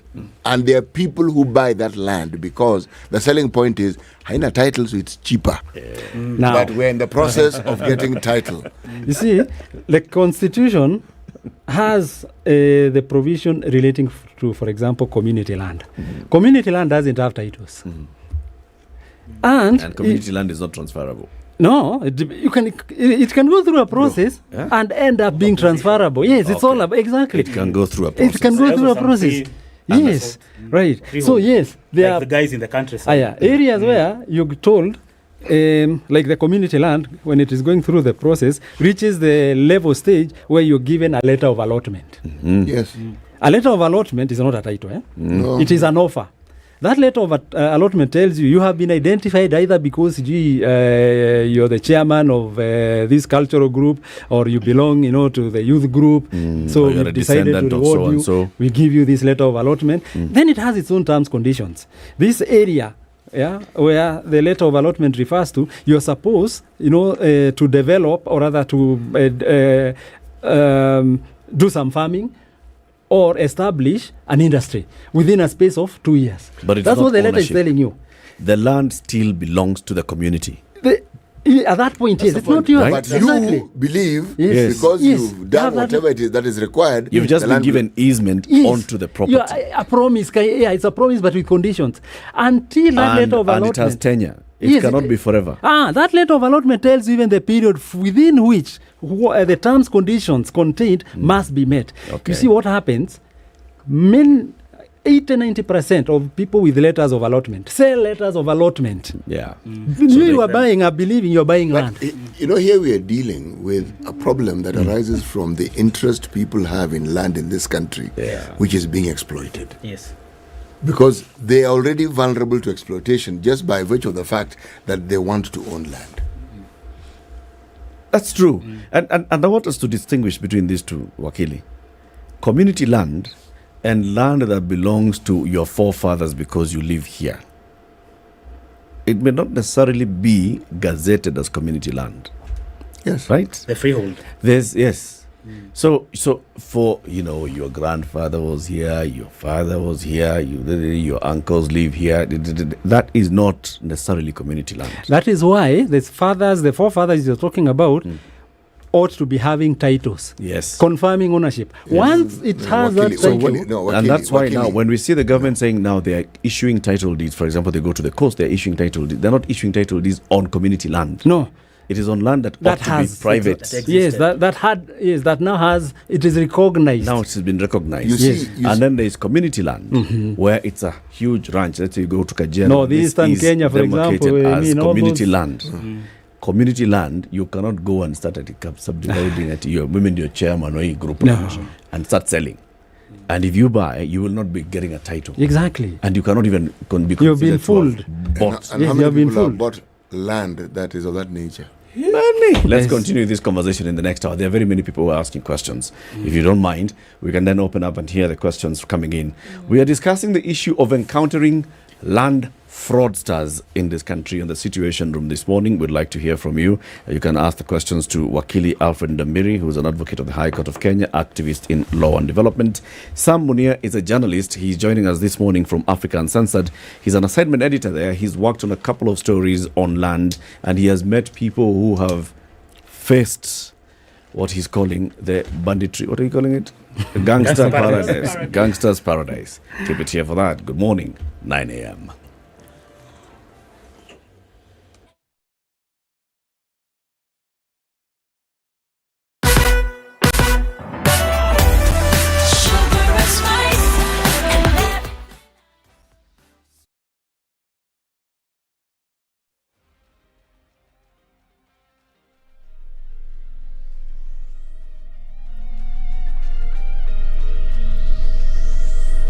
Good morning, this is the news wire. I'm Leah Ubaga. 5 people have died while several others have sustained injuries in an accident involving a bus, tractor and a trailer along the Nairobi-Mombasa highway in the Kambu area in Kibwezi, Makueni County. Kibwezi Sub-County Police Commander Peter Minor said the bus was travelling from Nairobi to Mombasa when it hit a tractor and veered, colliding with an oncoming truck. The injured were taken to Kibwezi Sub-County Hospital and the Makindu Sub-County Hospital. A house has gone up in flames, leaving 4 people injured after lightning struck in a village in Narok County. Area Assistant Police Commander Felix Kisalu said among the injured was a person living with a disability. He said the victims were evacuated and rushed to Ololunga Sub-County Hospital. The police boss has urged residents to be careful as the rainy seasons kick off. Kupet has opposed the new terms by the Ministry of Education that will see exam centre managers collect exams twice a day. Trans Nzoia County Chairman Elid Wafula says the condition is costly as the managers will be required to cater for their transport. Tunaenda kufanya mtihani, hakuna pesa. Kitu tu wamefanya kizuri sasa, kuna container 2, moja Kajibora na ingine iko wapi? Ujabarusi. Now the distance will be shortened. Lakini kuna mtu amesema at my principal waende mara 2 kuchukua mtihani. Hiyo ni gharama sana kubwa, yani they are going to harass them. Kusaisha mtihani, wanaenda kulala kwa vitanda za wanafunzi na wananyanyaswa, wanaamushwa very early in the morning, wanalala late. I'm very happy committee Delhi, they have actually made an undertaking and are told next to start treating teachers like they treat human beings. Wafula has further called on the Teacher Service Commission to address a teacher shortage in junior secondary schools as it's affecting learning. JSS sahi ni kama Tower of Babel. Wale walimu walipelekwa huko wanaumia kabisa. The environment is very hostile. You know, they have posted secondary school teachers in a primary school environment. Hiyo environment ni gumu tu, hata chakula ya lunch wanaambia hao walimu mchange. Na hao walimu walikuwa wamezoea kama bomb teachers, walikuwa wanasomesha penye lunch inaletwa tu. This event comes as more than 3.5 million candidates are set to sit for the national exams. The Ministry of Lands, Public Works, Housing and Urban Development has issued a notice to increase monthly rent on all government residential houses starting next month. Housing PS Charles Hinger has asked his Treasury counterpart Chris Kipto to implement the notice that was put down in 2021. The new move will mostly affect civil servants who rent houses run by various government institutions and agencies. Police are investigating an incident in which a civilian firearms holder was robbed of his pistol loaded with 15 bullets in a robbery at a bar in Kaha West, Nairobi. His brother was shot and wounded by a bullet in the drama. Police suspect the gunman knew he was armed. The main suspect in the 1 billion shillings gold scam is set to appear in court today for plea taking. Joseph Waswa is expected to be charged with forging banknotes amounting to 94 million shillings. This is after the High Court declined to stop his prosecution. Through his lawyer, Waswa told Magistrate Esther Kimilu that he was unwell and asked the court to grant him 60 days to recover. However, the prosecution objected to the application, saying 60 days was unreasonable. Kimilu denied the 60-day application and ordered Waswa to appear in court today. And finally, former Nairobi Governor Mike Sonko says they managed to have alleged fake lawyer Brian Mwenda released on a police cash bail of 100,000 shillings. Sonko thanked DCI boss Mohammed Amin and IG Jafeth Koome for releasing Mwenda, reiterating that he was not a criminal. Brian will be arraigned today, even as LSK President Eric Theuri says that preliminary reports have shown that he has a fake certificate. In the course of the investigations, although we are still at the early stages of the investigation, we have established that he has a fake degree certificate from Strathmore University. We have also established that he presented to an advocate 2 practicing certificates that have been found to be fake at a preliminary inquiry. He also had certificate of admission that the judiciary also seems to suggest is fake, but will be subjected to further investigations. That's the Newswire. I'm Lea Obanga.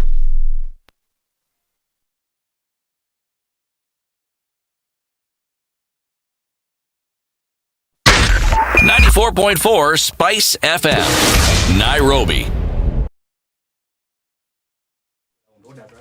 All right, so traffic on the Thika Superhighway is still coming in heavy from that outer ring junction. It's going to take you into the CBD. It's also still heavy on Kiambu Road, and we're looking at Limuru Road, then trickling in with traffic towards the city. James Gishiro still spilling over towards Wayaki Way. And if you look on the eastern side of things, Kangundo Road looking a lot better now. Just a little bit left on Jogo Road, and that Lunga then going towards the Likoni interchange is also still a bit sticky. And there we see traffic again on the southern bypass. Not quite sure what's causing that as you approach Huru Gardens from the other side. So let's see how that looks in about half hour. So let's talk on SpiceFM KE on X.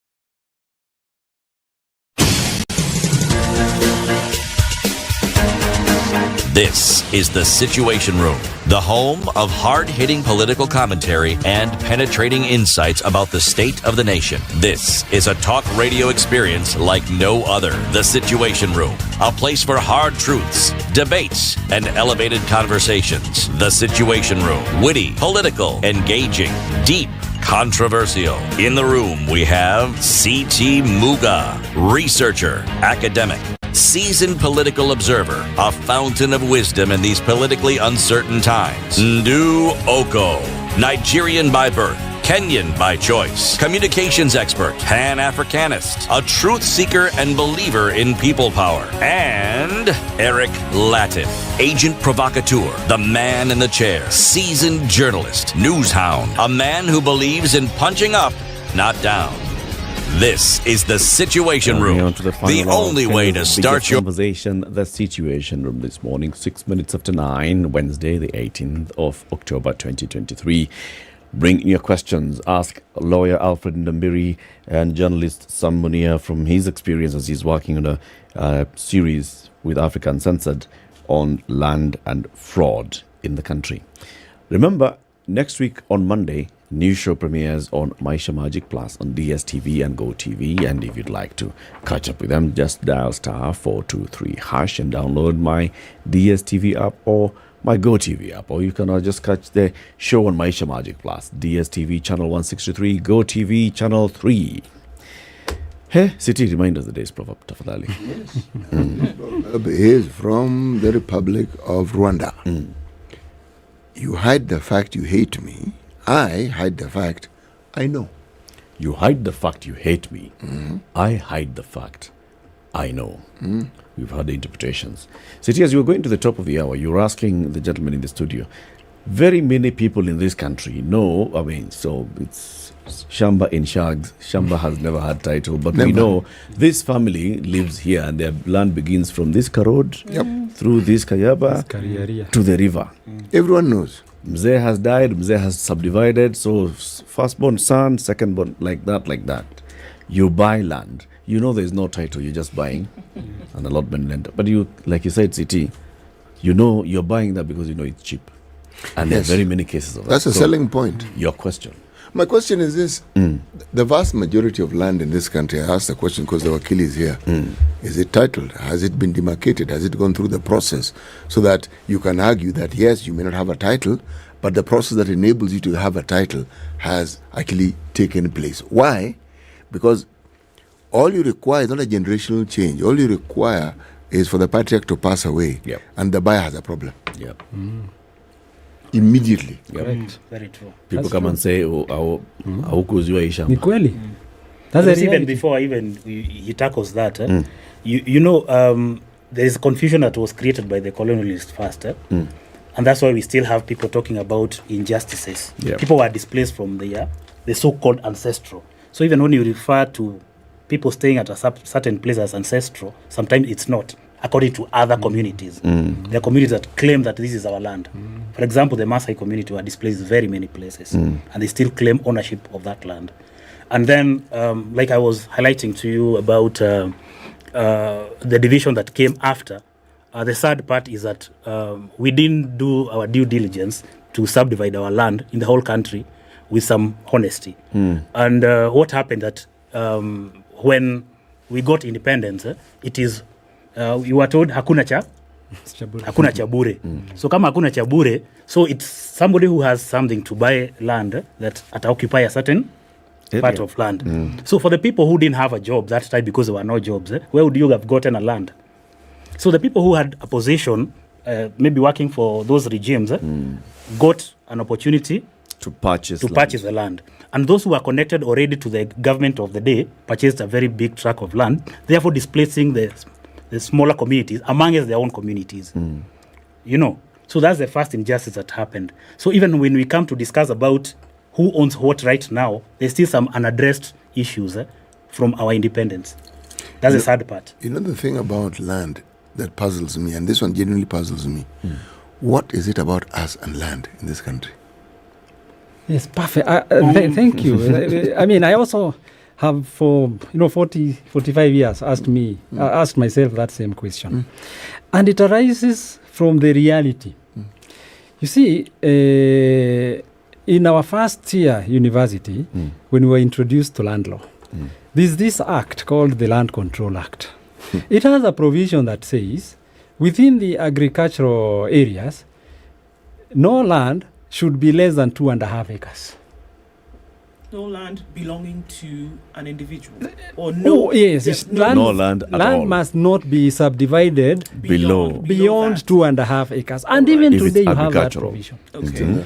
Then I found that in that time areas like Kisi, even in the 1970s, 80s, the land which was titled through processes of inheritance had been subdivided to such small units. And titles issued. And yet the law itself, who was giving the consent that land in those agricultural areas is subdivided to less than 2.5 acres, the chairman of a land control board and their members.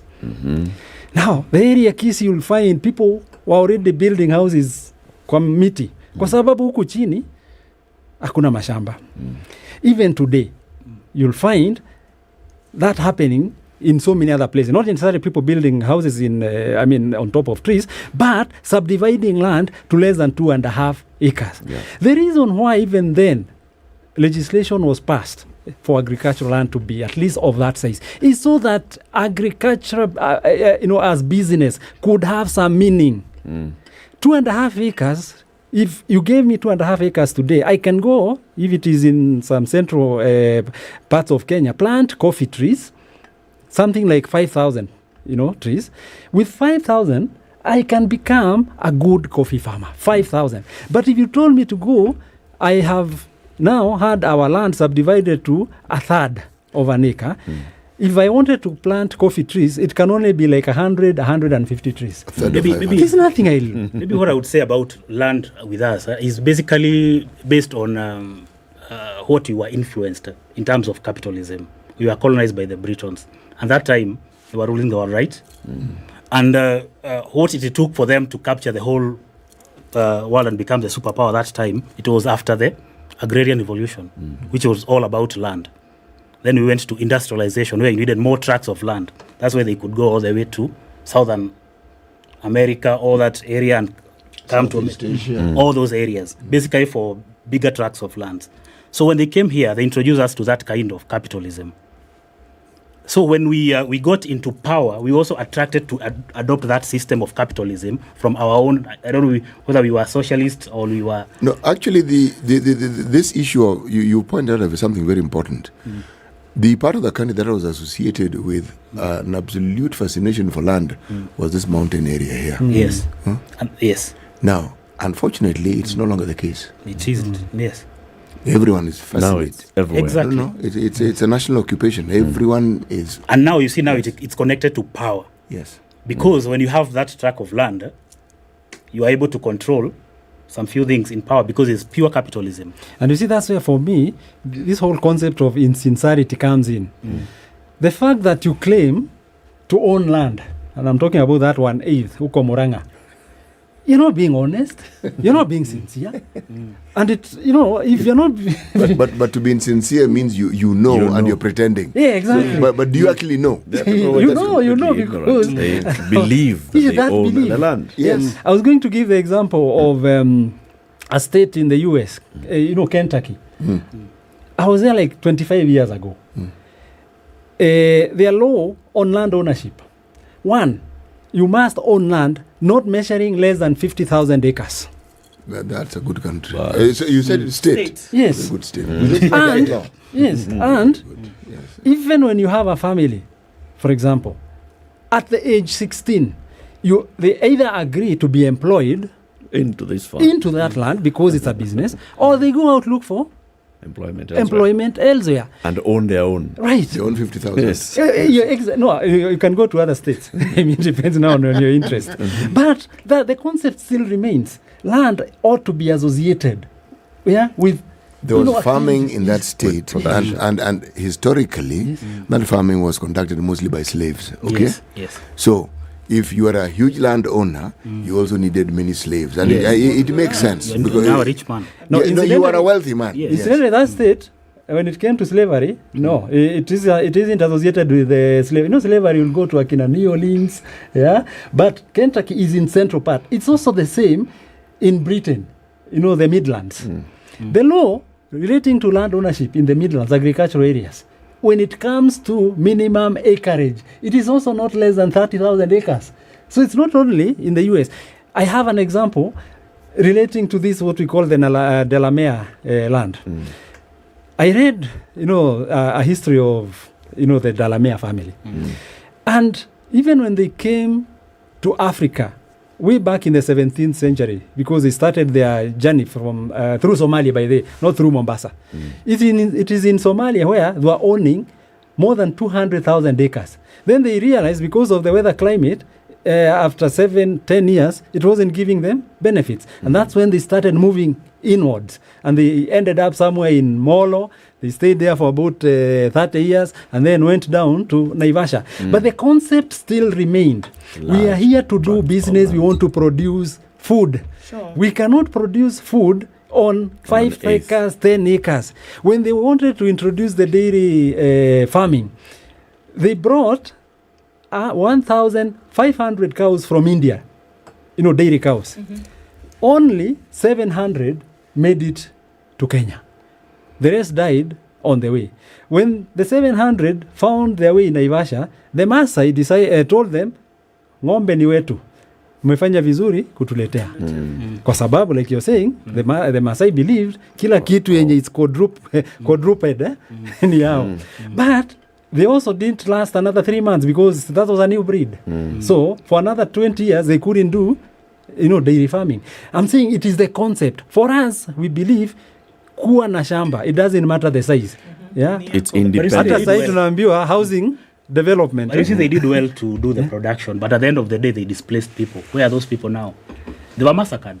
No, they were not. You see, again, Not the really. population, there are no people Not there. really. They didn't necessarily have to displace people. Yes, there are no people. Because if you look at the area you're talking about, Yeah. for instance, Yeah, there's a lot of people. It's semi-arid. It's not the Exactly. most fertile land that you come across. They denied people their rightful The people in use Central Rift were of the moved land. to Narok. In Laikipia.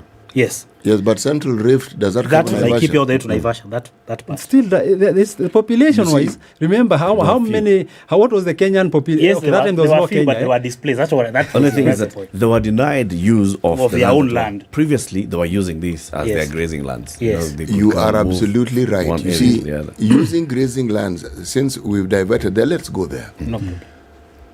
Grazing land depended on seasons. Yes. Yes. So people could move all the way from Narok to Narumoro. No, Yes. from Kenya to Malawi. Yes, altogether. yes, exactly. Yes. So as you passed by, all that land was yours. Yes. Yes. Yes. The whole Tanzania was Dependent Maasai. dependent on Yes. your strength of your team. Nah, Yes. I think you know the point I'm making. Yes. Yes, they believed Yes, that they it was believe- their land. Exactly, yes. Right? And they claimed that this is our land. Right. They fought other communities, they kept them off that land. Captured So they decided this is And you know, our land. it will take like 50 years to go to do the round. Yes. Yeah. And they come back. They find other people. Those are interlopers. But then it's the same argument that if animals could speak, they would say it's the same. Yes. Anyway, No. Ndu, there are many questions on social media. Yes, please. Yeah, Let's so see. there are quite a lot here. So, first one, can I sell my share in land owned in common? So there's land owned in common. All of us have come together. We own it. Can I sell my share? See, when you talk about a share in land owned in common, it depends, it varies. Is that land registered in the name of a company, a limited liability company, which ideally is the one that would own a share? Or you're saying a portion in that common area? If it is land which is owned in common, all of you are equal, are the same. For all of it, For you're all of you. right? Yes. Okay. Yes. So can we decide in this all of us own it? Can I say, please give me my share, and I want to sell it to somebody? No, you'll else? have to So change. that person comes in and now You'll becomes in common first with have you. to have changed, altered that interest, the one in common.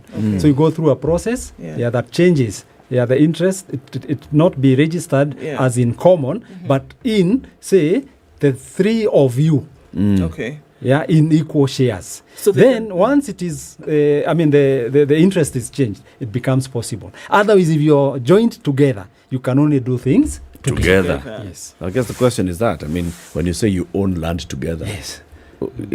Is it three names on this land? Or four? Is it one name that of a company that is? Is it? Are you limited to how many names you can have on a title deed? Okay. All right. So the next one is, what strategy or steps to follow are best when you're trying to avoid fraudsters? For me, it's investigations and due diligence. And do not rely on hearsay. Make sure whatever information you get is real, genuine, honest. So investigate, and the process of investigations are not necessarily expensive. Perhaps in terms of time, you can give value, but they are not expensive. And when you get it, utilize that land. Do something. Exactly. Don't leave it. Don't leave it. Remember, you ought to have had a reason for wanting to. Wait. I buy land and then you're telling me what to do with it. Yes. I mean, surely. Yes, from the situation that we are in. Yes. If I want to let the land sit there, can I not let grass grow on my land? You'll meet a fence there. Exactly. So but grow letting grass grow doesn't mean you didn't want the grass to grow. You'll meet a fence there. You can farm hay, for Let's example, be honest. with grass. You'll meet a fence, whether they are genuine or fake owners. Yes. You see, you must use it. What do you want to do with the land? What do you want to do with the land? It's mine. Why should you come and tell me that I must? It's like telling me I have bought a stool, I must put my feet up on it. Or I must sit on it. I mean, people out there are selling every available land. It's my stool. The current government has already made proposals that they want to have the legislation passed. In terms of we must not continue having dead assets. It's my asset. It can be as dead as I want it to be. It's mine. That's okay, but the reality on the ground is that... That's what you're being told. The reality is you buy a stool, you leave it at the gate, come tomorrow morning. Yes. You know, host Tuliangu. you know the reason why I'm making this statement. Yes. You're saying use it. Yes. We have situations where people have land and they're even using it, and still they don't come and put a fence. They just change the title. And here you are. No. You are never safe. This is really the message. Of course, that's true. Whether you develop Agreed. the land, you don't Agreed, develop you're never it. safe. So essentially, this Ministry of Land, what do we do with it? Because clearly it is a problem. You must clean up the introduce this system. concept, development. Yes. You see, you need to go back and ask yourself, what is development? And I want to use the same example of grass. In Nakuru, there are people who own thousands and thousands of land and they grow grass. Yes. That's using land. Majority of them don't even necessarily take, the grass buyers, as it were, to that land. They don't visit, but they earn an income. Perhaps when you're talking about development, the concept majority of us have, ni manyumba, makubwa, marefu, Weka apartment. You know, I came across that concept of development. Development has so many concepts, and that's why whatever development you're talking about must go and must meet the legal requirements. The two concepts must work together. Once upon a time, the government would actually allocate land to people. It was predominantly agricultural land. And the understanding was that you would farm. Yes. Not the understanding. It was a requirement. Yes. You're being allocated land to farm. So it makes sense. Yes. Because it's land, I'm supposed to farm. Now, if I don't farm, I take it away. Government takes it that away. one makes a lot of sense. And in Yes. fact, you never get the title until there's evidence that you're actually doing what you're supposed to do with it. Yes. But I'm saying, I bought my 20 by 30, whatever you call it. Okay. Yes. It's mine. Okay? Remember, even if it is yours, when you talk about owning land, you only own land 6 meters above and 6 meters. 6 meters below and 6 meters above. After that, it's not your land. No, that bit, that's above the ground. That one is actually a philosophical discussion. No, it's not philosophical. It's legal. You know, actually, it's philosophical. Why? It's philosophical because is there anybody who buys land with that knowledge that I only own 6 feet under? I am sure and that 6 feet there over? are many people who do not know that. No, the vast majority of people they don't need anything 6 below. Exactly. No, whatever is under there is public. It's public. Yes. The problem we have right now is because land grabbing has become a business. So there are people out there sourcing for a place to grab. So the moment you don't develop your land, they own it. Basically, I get what Sam is saying is advising. Once you buy that piece of land, do something to show your existence around There is that someone. You had a purpose. around that property. My You had friend, a purpose. there are people If who you leave it fenced, like that, Eric, the people who fenced property, bado inaenda. even they built a counter suit, mabati So to kila come to what mahali. you had asked, Okay. yes, I agree. Okay. To come to what you had asked, we must clean the system. We must see people getting punished. Yes, correct. People must be behind the bars. We can't have people and roaming even around employ someone to cartels sit on all your over, plot to live in that practicing counter impunity suit. and nobody is being punished. Exactly. The We person, can't have that kind the of a person country. takes off on a weekend to visit his family, wherever the family is. You find your counter suit gone. Okay? The Maui that you've been accumulating to build your property, gone. How many cartels are behind bars right now? I as we want to speak? Nobody. I want to follow up on that punishment. If it is the information I saw circulating in the social media last night, Yes. that today about 30 public officers who had been assigned duties roles in the Mavoko area were today at 8 p.m. expected at the CID headquarters. 8 a.m. Exactly. If indeed you are the land registrar, 2014, 2020, and you are the one who was signing those title deeds, come on, you must face the law. If you are the chief who was sitting in those land control boards, if you are the DCI for whom a report had been made, that this land has been grabbed and you did nothing. I mean, If that's I true, wish I that's a was the good move. judge. I wouldn't require 2 years, to have those trials, Alfred, But let's not see it for cameras. The problem is this: cartels also morph and evolve, because it can't be a cartel unless it's a group of people. Some morph and become politicians. Some become very powerful politicians. Some are in political parties that are in power. Yes. Some are probably in political parties that are in the opposition. But whatever it is, they are not people who ordinarily anybody would point a finger at and easily get to. And yet, it is them, and because of the positions even they held previously, that they were able to perpetrate what they did. And that's why they even had the influence then. So they didn't acquire the influence now. They've always had it. Now they have even more influence. And you're very right. Let me give you a good example on that story we did on Stuart, the investigation on the land in Karen. He did his own private investigation and revealed that this person who was grabbing his land has all those people you've mentioned.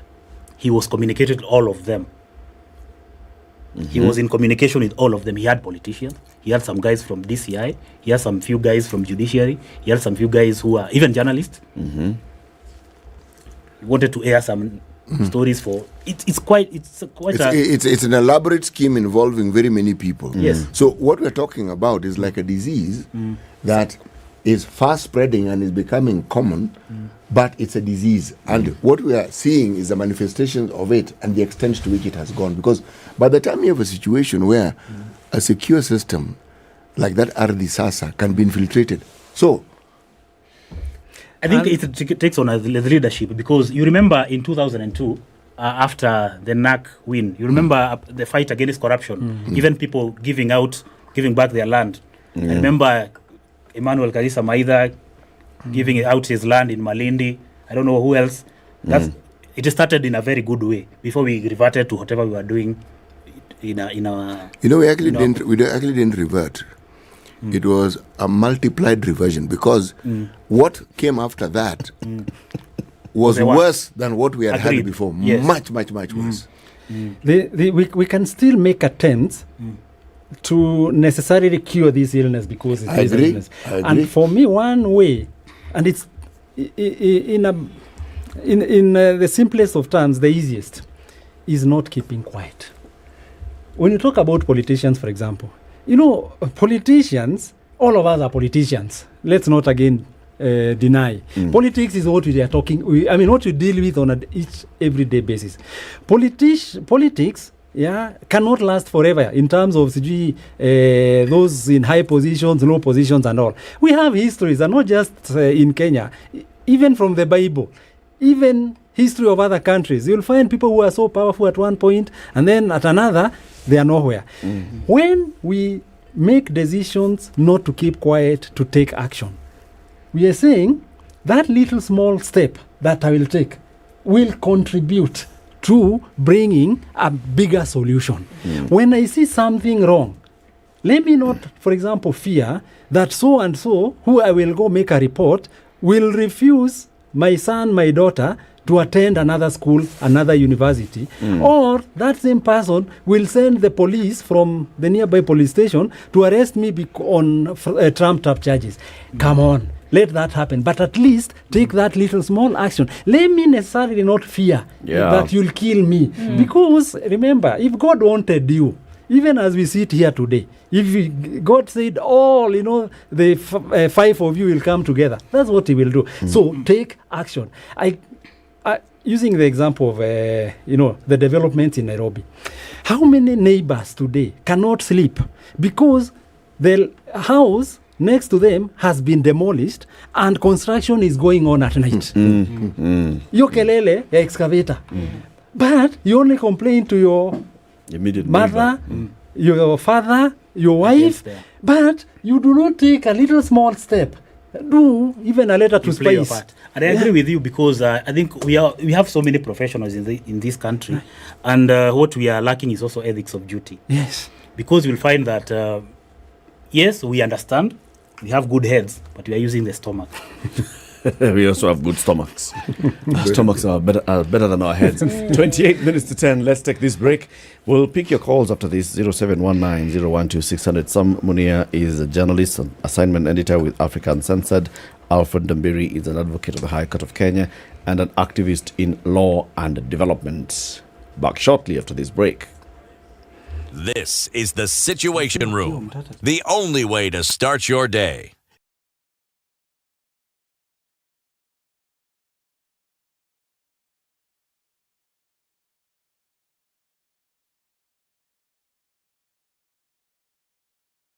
Wadau mko ready kuona magic?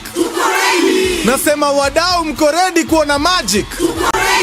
Haya basi, msiblink juu sasa tumefungulia Magic na Maisha Magic Plus. Watch all the best local entertainment kama Njoroge, Uba, Salem na the all new shows Kasiri and Zari. Tumefungulia Magic. Maisha Magic Plus is now on DSTV Access channel 163 and GoTV Plus channel 3. Karibu boma ya local. Jumbo, here's how to make payments to the Kenya Wildlife Service on the eCitizen platform. Log on to kws.ecitizen.go.ke or scan the QR code provided. Sign in with your ID number or email and the date that you plan to visit the facility. Select the service required. Choose the park, reserve or sanctuary that you wish to visit. View all service instructions indicated. Then confirm. You can pay for the services using M-Pesa, Airtel Money or a credit or debit card. Review your details before pressing so a few minutes, the past the end of traffic hour. Looking at that time where it usually comes to an end. Still a little bit left on the Thika Superhighway and it's coming into the city. And then looking at that junction from Nyeri Stadium roundabout onto Huru Highway, you'll have some stops here and there.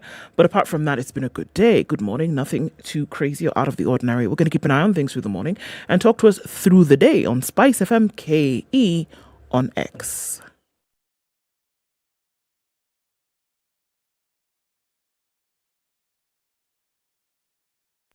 Business News with Spice FM.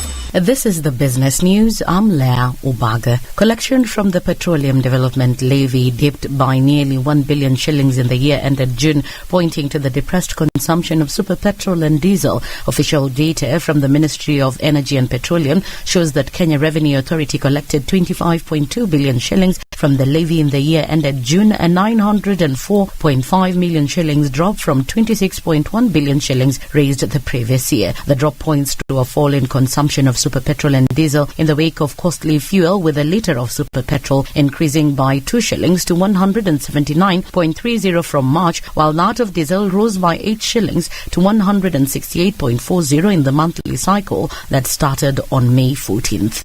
The Kenya Ports Authority plans to review the current charges levied on its services to capture changes such as increased inflation and weakened shilling, signalling a possible rise in costs for importers. The authority says the current tariff, which was approved effective December 2012, has been in force ever since, with several minor changes, but now wants to carry out a comprehensive review. The review, KPA explains, will allow it to meet financial objectives relating to the recovery of costs and ensure profitability and operational objectives while addressing service delivery to sustain competitiveness. That's the business news. I'm Leah Ubaga. Spice FM Business. Mature, intelligent talk every morning. Spice up yourself.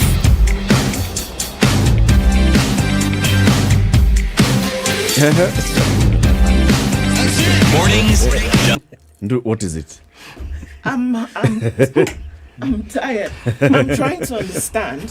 Where are we talking about? Because we said, look, you're saying it's all over the world. Sure, it's all over the world, but this is a special. This what we are seeing here is unique. That here you are, because I understand that there are those individuals who you've not done. Okay, somebody has given you. You say, okay, Sam, you have land. Yes, okay. Who's your guy? This is my guy. How much do I pay? We pay. We move. You don't know really. But truth be told, that there are individuals, there are groups of people who have done the due diligence. They've taken a walk. They've sat down. They've seen. They know this land. They've made the payments. They pay their rates. This land belongs to them. But we're talking about the reality of a situation where there is somebody in the system who is changing the name from Eric Latiff to somebody else. It is his land. It is his property. He owns it legally. All the documentation that is required by law for him to have it, he has done. But the same system, not an extra entity. Yes. The same system that has given him this, there are individuals within that system who go in, tinker with the thing, change the name. This is not a movie. This is something that's happening today. He's covered the stories. This is reality. Same system, changes the name. Corruption from within. Then, the agencies which have been tasked with the responsibility for security, your security, there is collusion between the people in the system and these agencies who even have the effrontery to come to you in your space and demolish your home. It is yours. They've changed the system and said it belongs to somebody else, but they have collected money on top of that thing. They can even come and demolish your house. Yes. While you are there. And it's your house. It is your house. They know it, like the proverb. They know it's your house. You know it's your house. You both know that it is yours. But they've taken money. They've changed the name.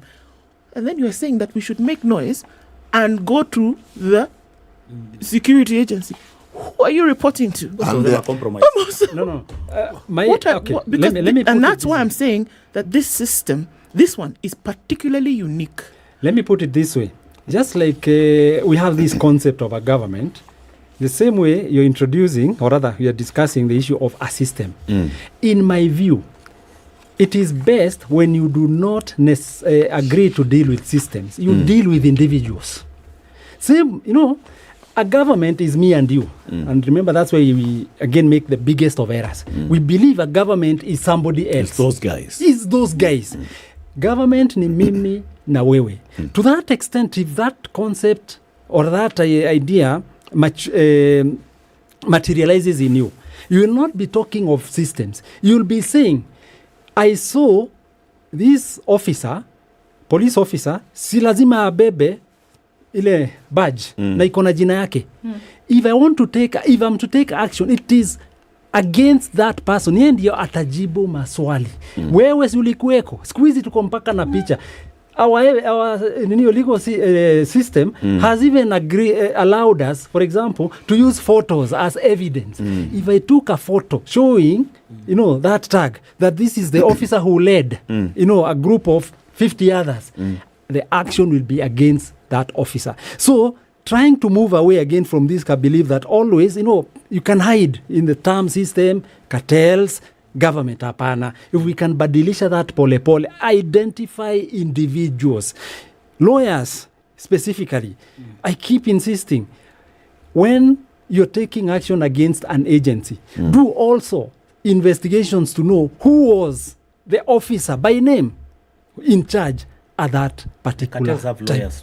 It's exactly. Let that lawyer of the cartel now come and try to exonerate that officer. We have the judge who will make a decision. But therein you see if the judiciary is involved. Even the judiciary are individuals. Remember, they're also individuals. It's an individual judge. Yes, exactly. The individual judges. And how they are doing it. Actually, these things don't quite work that way. They can't even make them. They can. I'm simply saying, remember you're the one who kept reminding me, vitu vya ground. Okay? Kwa ground, if the cartel exists in Ardhi House, there's a cartel within the judiciary. Yes. It is not possible for any of these things to work without that connectivity. Yes. So, if it exists. Now, I'm saying this because even if you are going to resist, you need to know what you're resisting. You need to know what you're up against, the reality of it. Truth be told. Yes. Because here we are. Look, we cannot run away from, and I think this is something that even if I like to call it citizen governance. If we are saying that we cannot run away from this thing, we cannot also run away from the reality that it must be a huge responsibility that you take on yourself. Look, as we have these conversations, because we need to be live in these conversations that are happening today, you can imagine an individual who, because we do not consume the information that we should. Sure, there's a role that we must play there. But you can imagine an individual who does not have the knowledge that you have.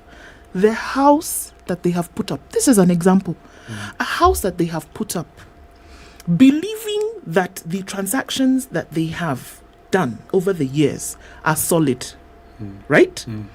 They wake up in the morning to find the house on the ground. It is upon the shoulders of this same individual that we are now putting the responsibility of saying, do the due diligence and go and actually find out. The thing is done. Yeah, but allow me to quote one of my interviewees who told us that's Nyeri Kihoro. So as long as we continue rewarding corruption, it will never end. It won't end. It only becomes fatter and fatter. You see, when you're talking about, what is expected. I like using some, biblical versions. When Jesus came to this world, I believe he knew one time he will die on the cross. Had he, because he knew he'll die on the cross, told, God, sorry, I'll not go down, would we today be talking about salvation? So it is true. We, for so long as you're in this world, there's so much you know and expect, and it is that which you know and expect that ought to guide you in terms You're of. saying, let's fight for what we believe in. Right. Don't give up. Don't be. Yes. Play your part. You those people who are trying to hide behind the system, we are serikali, we are an institution. The system iko. Yes. Iko. Cartels wako. But then identify the cartel and say, we are unmasking them. That's why investigating say and exposing some them. is a member of their cartel. Do you know how many people have said and have used this, these cartels don't exist, to dissuade individuals from believing that those things are there? They have used that very thing to come and say, you know what, these cartels actually don't exist. It is not true. It is true. And I think one step towards going that is the realization of their existence. Do you actually The expect realization somebody of their who's a member of a cartel to tell you admit that they are a exist? member of a cartel? No, they can't. They can't. Fine. But you see, through, for example, this program, there are quite a number of those who are watching us today who There are cartels watching. Yes, and I believe they'll start looking at some of these issues differently. That is why when you hold such programs, in a big way, you're contributing to the creation of awareness. So, Alfred, I agree with you. You know why I agree with you? Because I have seen change in this country that I never thought I would see. Yes. I have seen things which I had assumed, okay, ikai. I did not think I could actually walk to immigration and get a passport without knowing anybody. Because I was a young person in an era where you really need to know somebody to get a passport. And it was a really lengthy process. I didn't think I would see a situation where the matatu industry would be tamed and that there would be order. But it requires leadership that stood firm and people followed. You see? They said, we actually have a government that is serious about keeping this. We will support it. Okay? But as you say correctly, it vanished. But the efforts were clear. They went to the police. They went to the judiciary. They were serious. Now, all I'm saying is, it was like a one-time event. You didn't experience this thing again? The promo. It was a seasonal experience. we can recreate it. We will recreate it, but not can. We shall recreate it. No, but you have to put the right people in power. You can't just. It starts with the individual action. So we have to put the right people in power. Yes, exactly. Not them. They don't put themselves in power. We have to identify the right people. Yes. Let's go to the phone lines. I've got David on the line from Nakuru. David, good morning. Good morning. Yes. Good morning, all in the studio. Good morning. How are you? I'm fine. The conversation is very educative. Now I'm asking. Now I come from Kakamega, and this Kakamega forest, which was exercised by Her Excellency, Madam Ruto, 200 acres of it. And our politicians have gone gaga. They cannot speak about it. Why? And yet, why could they come even during Uru's time or Kibaki's time? Why now? They want to exercise Kakamega forest. Why? Why have they taken Kakamega forest, 200 acres? David? Yes? The right information, please. They have not excised Kakamega forest. No, they haven't. Okay. Yeah. What? And we even had a question. We asked that question to the governor of Kakamega. Kakamega forest is the only rainforest in the country. Okay. And in a campaign to preserve Kakamega Forest, Kakamega Forest and the Kenya Forest Service are working with partners. So what the Mama Rachel Foundation is doing is they have taken that part of the forest and they are campaigning for tree planting and protection of the forest. Not excised. It's still part of Kakamega Forest. Okay. Yes. And thank you. Ask him to go and plant trees there also. Thank you for educating me. David, actually, Wakili is telling you, go to Kakamega Forest, say, nataka hii mahali Mama Rachel ana protect. I want to plant a tree. Go and plant a tree. Participate in that process. Thank you so much. Asante. Thank you. Yeah. Thank you for informing me and educating me. Asante. But there's still more questions even on social media on issues of land adjudication and understanding land and understanding how to deal with the cartels. Indeed, there are. So the question is, how do we solve this issue? And that was along one of the first issues that we raised, saying, okay, a lot of people who own land, own property, that this property actually doesn't belong to them. There's a process that you need to go through to ensure that you do, getting your name in the registry, in the green card, whatever. How then do you go about that and make sure that what you have is actually yours? Yes, if currently, presently, say you have a title, and out of the discussions we've had today, you feel you have this a little small belief that this title, may have some questions. Kindly start a process of investigation of due diligence. You go to the land office where that title originated from, apply for that search. If you are not satisfied with the search result, ask for a green card. I'm saying it is because you feel that the document you are holding may not be genuine. Remember, there can be only one genuine title document. Do not fear. It is not expensive. It is only your own commitment. And that commitment will only come because you believe in what you have and you want to sustain it. You don't want in another 5-10 years, somebody else coming, to challenge you, to fight with you and the like. So start taking that step even today. All right. There's another issue. If you've bought a home that is within a larger group in an estate, which a lot of people do today, whether it's an apartment or a house, standalone house.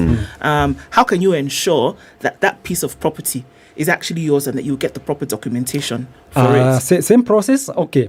I believe it is a house, a standalone, but developed within a larger area. Yes. So the larger area is the one that has a title, right? So chances are your standalone house may be operating on a lease as opposed to a title. There's the law that has been with us for many years, 25 years. It's called the Sectional Properties Act. It was amended, I believe, in the year 2019. And the requirement is that if there are houses, there are units developed within the same parcel of land or of having one land reference number, each and every one of those houses units also ought to be allocated land reference numbers. And the process would lead to you acquiring a title to that house or that unit. So what ought to happen, even those that were in existence before 2019, if there's the management company, which in those original processes you would find that units are sold and then you are allocated shares, and then after all the units are purchased, there's a reversionary interest. That reversionary interest ought also today to belong to that land to that management company, because all the other units have their own reference number, their own titles.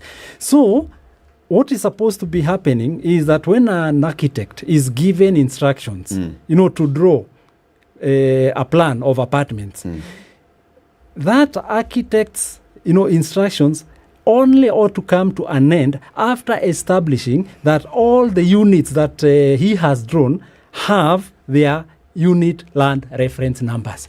And indeed, no authority which is supposed to give permits or permission for development, for construction, or to give that permission until it is satisfied that all the units that are being constructed have their own individual titles.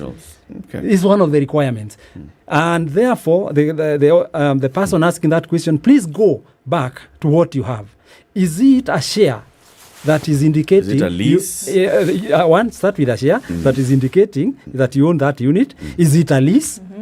If it is a lease, find out and whether it has been developed to, a land reference, has been allocated a land reference number. If not, now go to the management company and engage a process that will lead to you acquiring a individual land title to that house. Several questions on the line. Shage in Nairobi, good morning. Morning. How are you? Hello, everyone. Hello, everyone in the studio. Good morning. Good morning. Those cartels originate from the land office. If you do not cough up, nothing works. Very true. I'm a witness. Nilienda kufanya search. After a week or two, nothing. You get a broker, it works. So you coughed something, it works. I got result, yes. So you don't cough, no result. So what did you get? A search result? Uh-huh. Do you know whether that result is genuine or was it manufactured by the broker? It's genuine. No, you need to find out from the authority itself, not from that broker. Remember, the broker is a cartel, the term cartel. So, if indeed it is the land registrar who was not giving you the results of your application for a search, most likely it is the registrar that had a problem. This broker who brings you this result must have manufactured from elsewhere. So you trust the broker as opposed to trusting the officer authority who ought to have been the one giving you the correct information. Sorry, your search result is indicating 1, 2, 3. If it takes too long, get the name of that officer and then start following up on him or her. But do not trust the brokers. Actually, the moment you start giving money to a broker so that you get those quick, fast results, indeed you are contributing, to this work for the government. Or whether they are brokers working for the government or individuals, they are still human beings. They are working on two legs. Or you could be falling prey to that cartel, Correct, that system that wants you to see a certain result. Right. Shege, go back. Yeah. Go back. Thank you for calling. I know the owner of that piece of land. So the moment I got the results, they were genuine. And it had the name of the owner, the one that you know. But you don't know how that owner had gotten that land, remember? I know the history. I know the history. You know the history? Okay. Yeah, I know then you didn't need to conduct a search. Okay. If you knew. You just wanted to confirm. For the research had to be attached to a document. Okay. Yeah. Sawa. Thank you, Shege. Asante. Bye. John in Nyandarua, good morning. Good morning, guys. How are you? Fine, thank you, John. Yes, how are you doing? We are well. How about you? I'm also fine. Yes. I'm still in Nyandarua. Okay. And you have a very, very good discussion today. Sante. And my concern, and I sympathize with whatever happened in Okoh. Now my concern is about Nyandarua. Because I can foresee the same problem coming here in Nyandarua, particularly Nyeri. There was a company here which had the plans to invest in Weed Park company. Yes. Which had a proposal to invest in Nyandarua. Yes. Now what they did, they took the original titles that were issued to the original owners of Nyandarua, the mother title. Regardless of whether people had bought land within that land, they went and did a search at Nyandarua registry, and up to now, the people who originally owned land cannot get the original title. In fact, there are neighbors who tried to subdivide land, their father's land, but they could not get the original title back. You cannot access even the search at the registry of Nyandarua for those lands. John. So, yeah? Please clarify something. So people had their titles. Yeah. They gave the titles to this company. Right. Why? Those people who are coming to put up those wind farm. The weed things. Well, I don't know what to call them. Those farms. Wind farm. Wind farm, yeah. So when those people came, they came and took the original title that had been issued in the 60s from the owners. So it was one title. One title, regardless of whether it has been subdivided or not. Okay. They disregarded that. Okay. And they went and took it to the Nyandarua registry. They went with the whole title. So even today, if you went to do a search for that title, you cannot get it because we understand there is a caveat on that land. So we wonder whether these people took loans with the title. We don't know. But there's a possibility Anything is possible. That is what happened. John, how much land are we talking about in terms of acreage? People have been given over 100 acres or 200 acres originally. An individual would have 100 acres, and how many people are there in total? There are many. 5,000, 10,000? No, they can't be 10,000. Maybe about 100 people, maybe. Okay. See, John, you can only know whether the land has a caveat if you do a search. So when you say you now know there's a caveat, it means it's possible to do a search.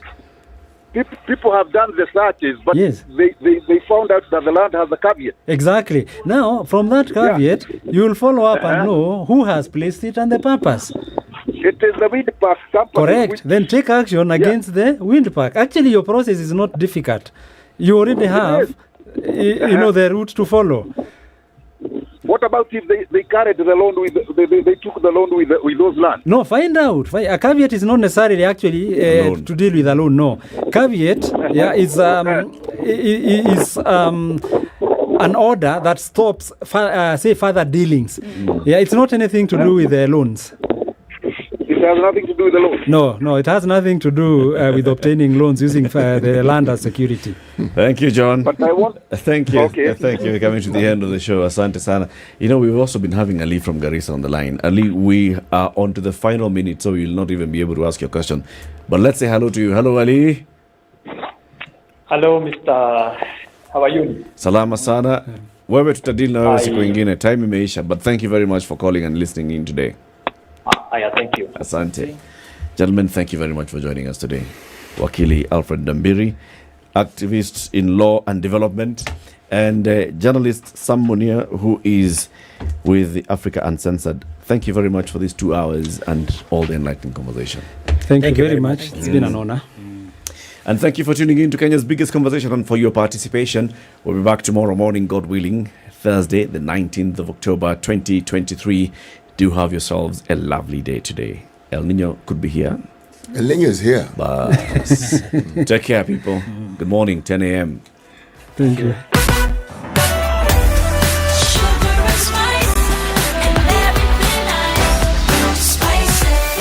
Spice up your life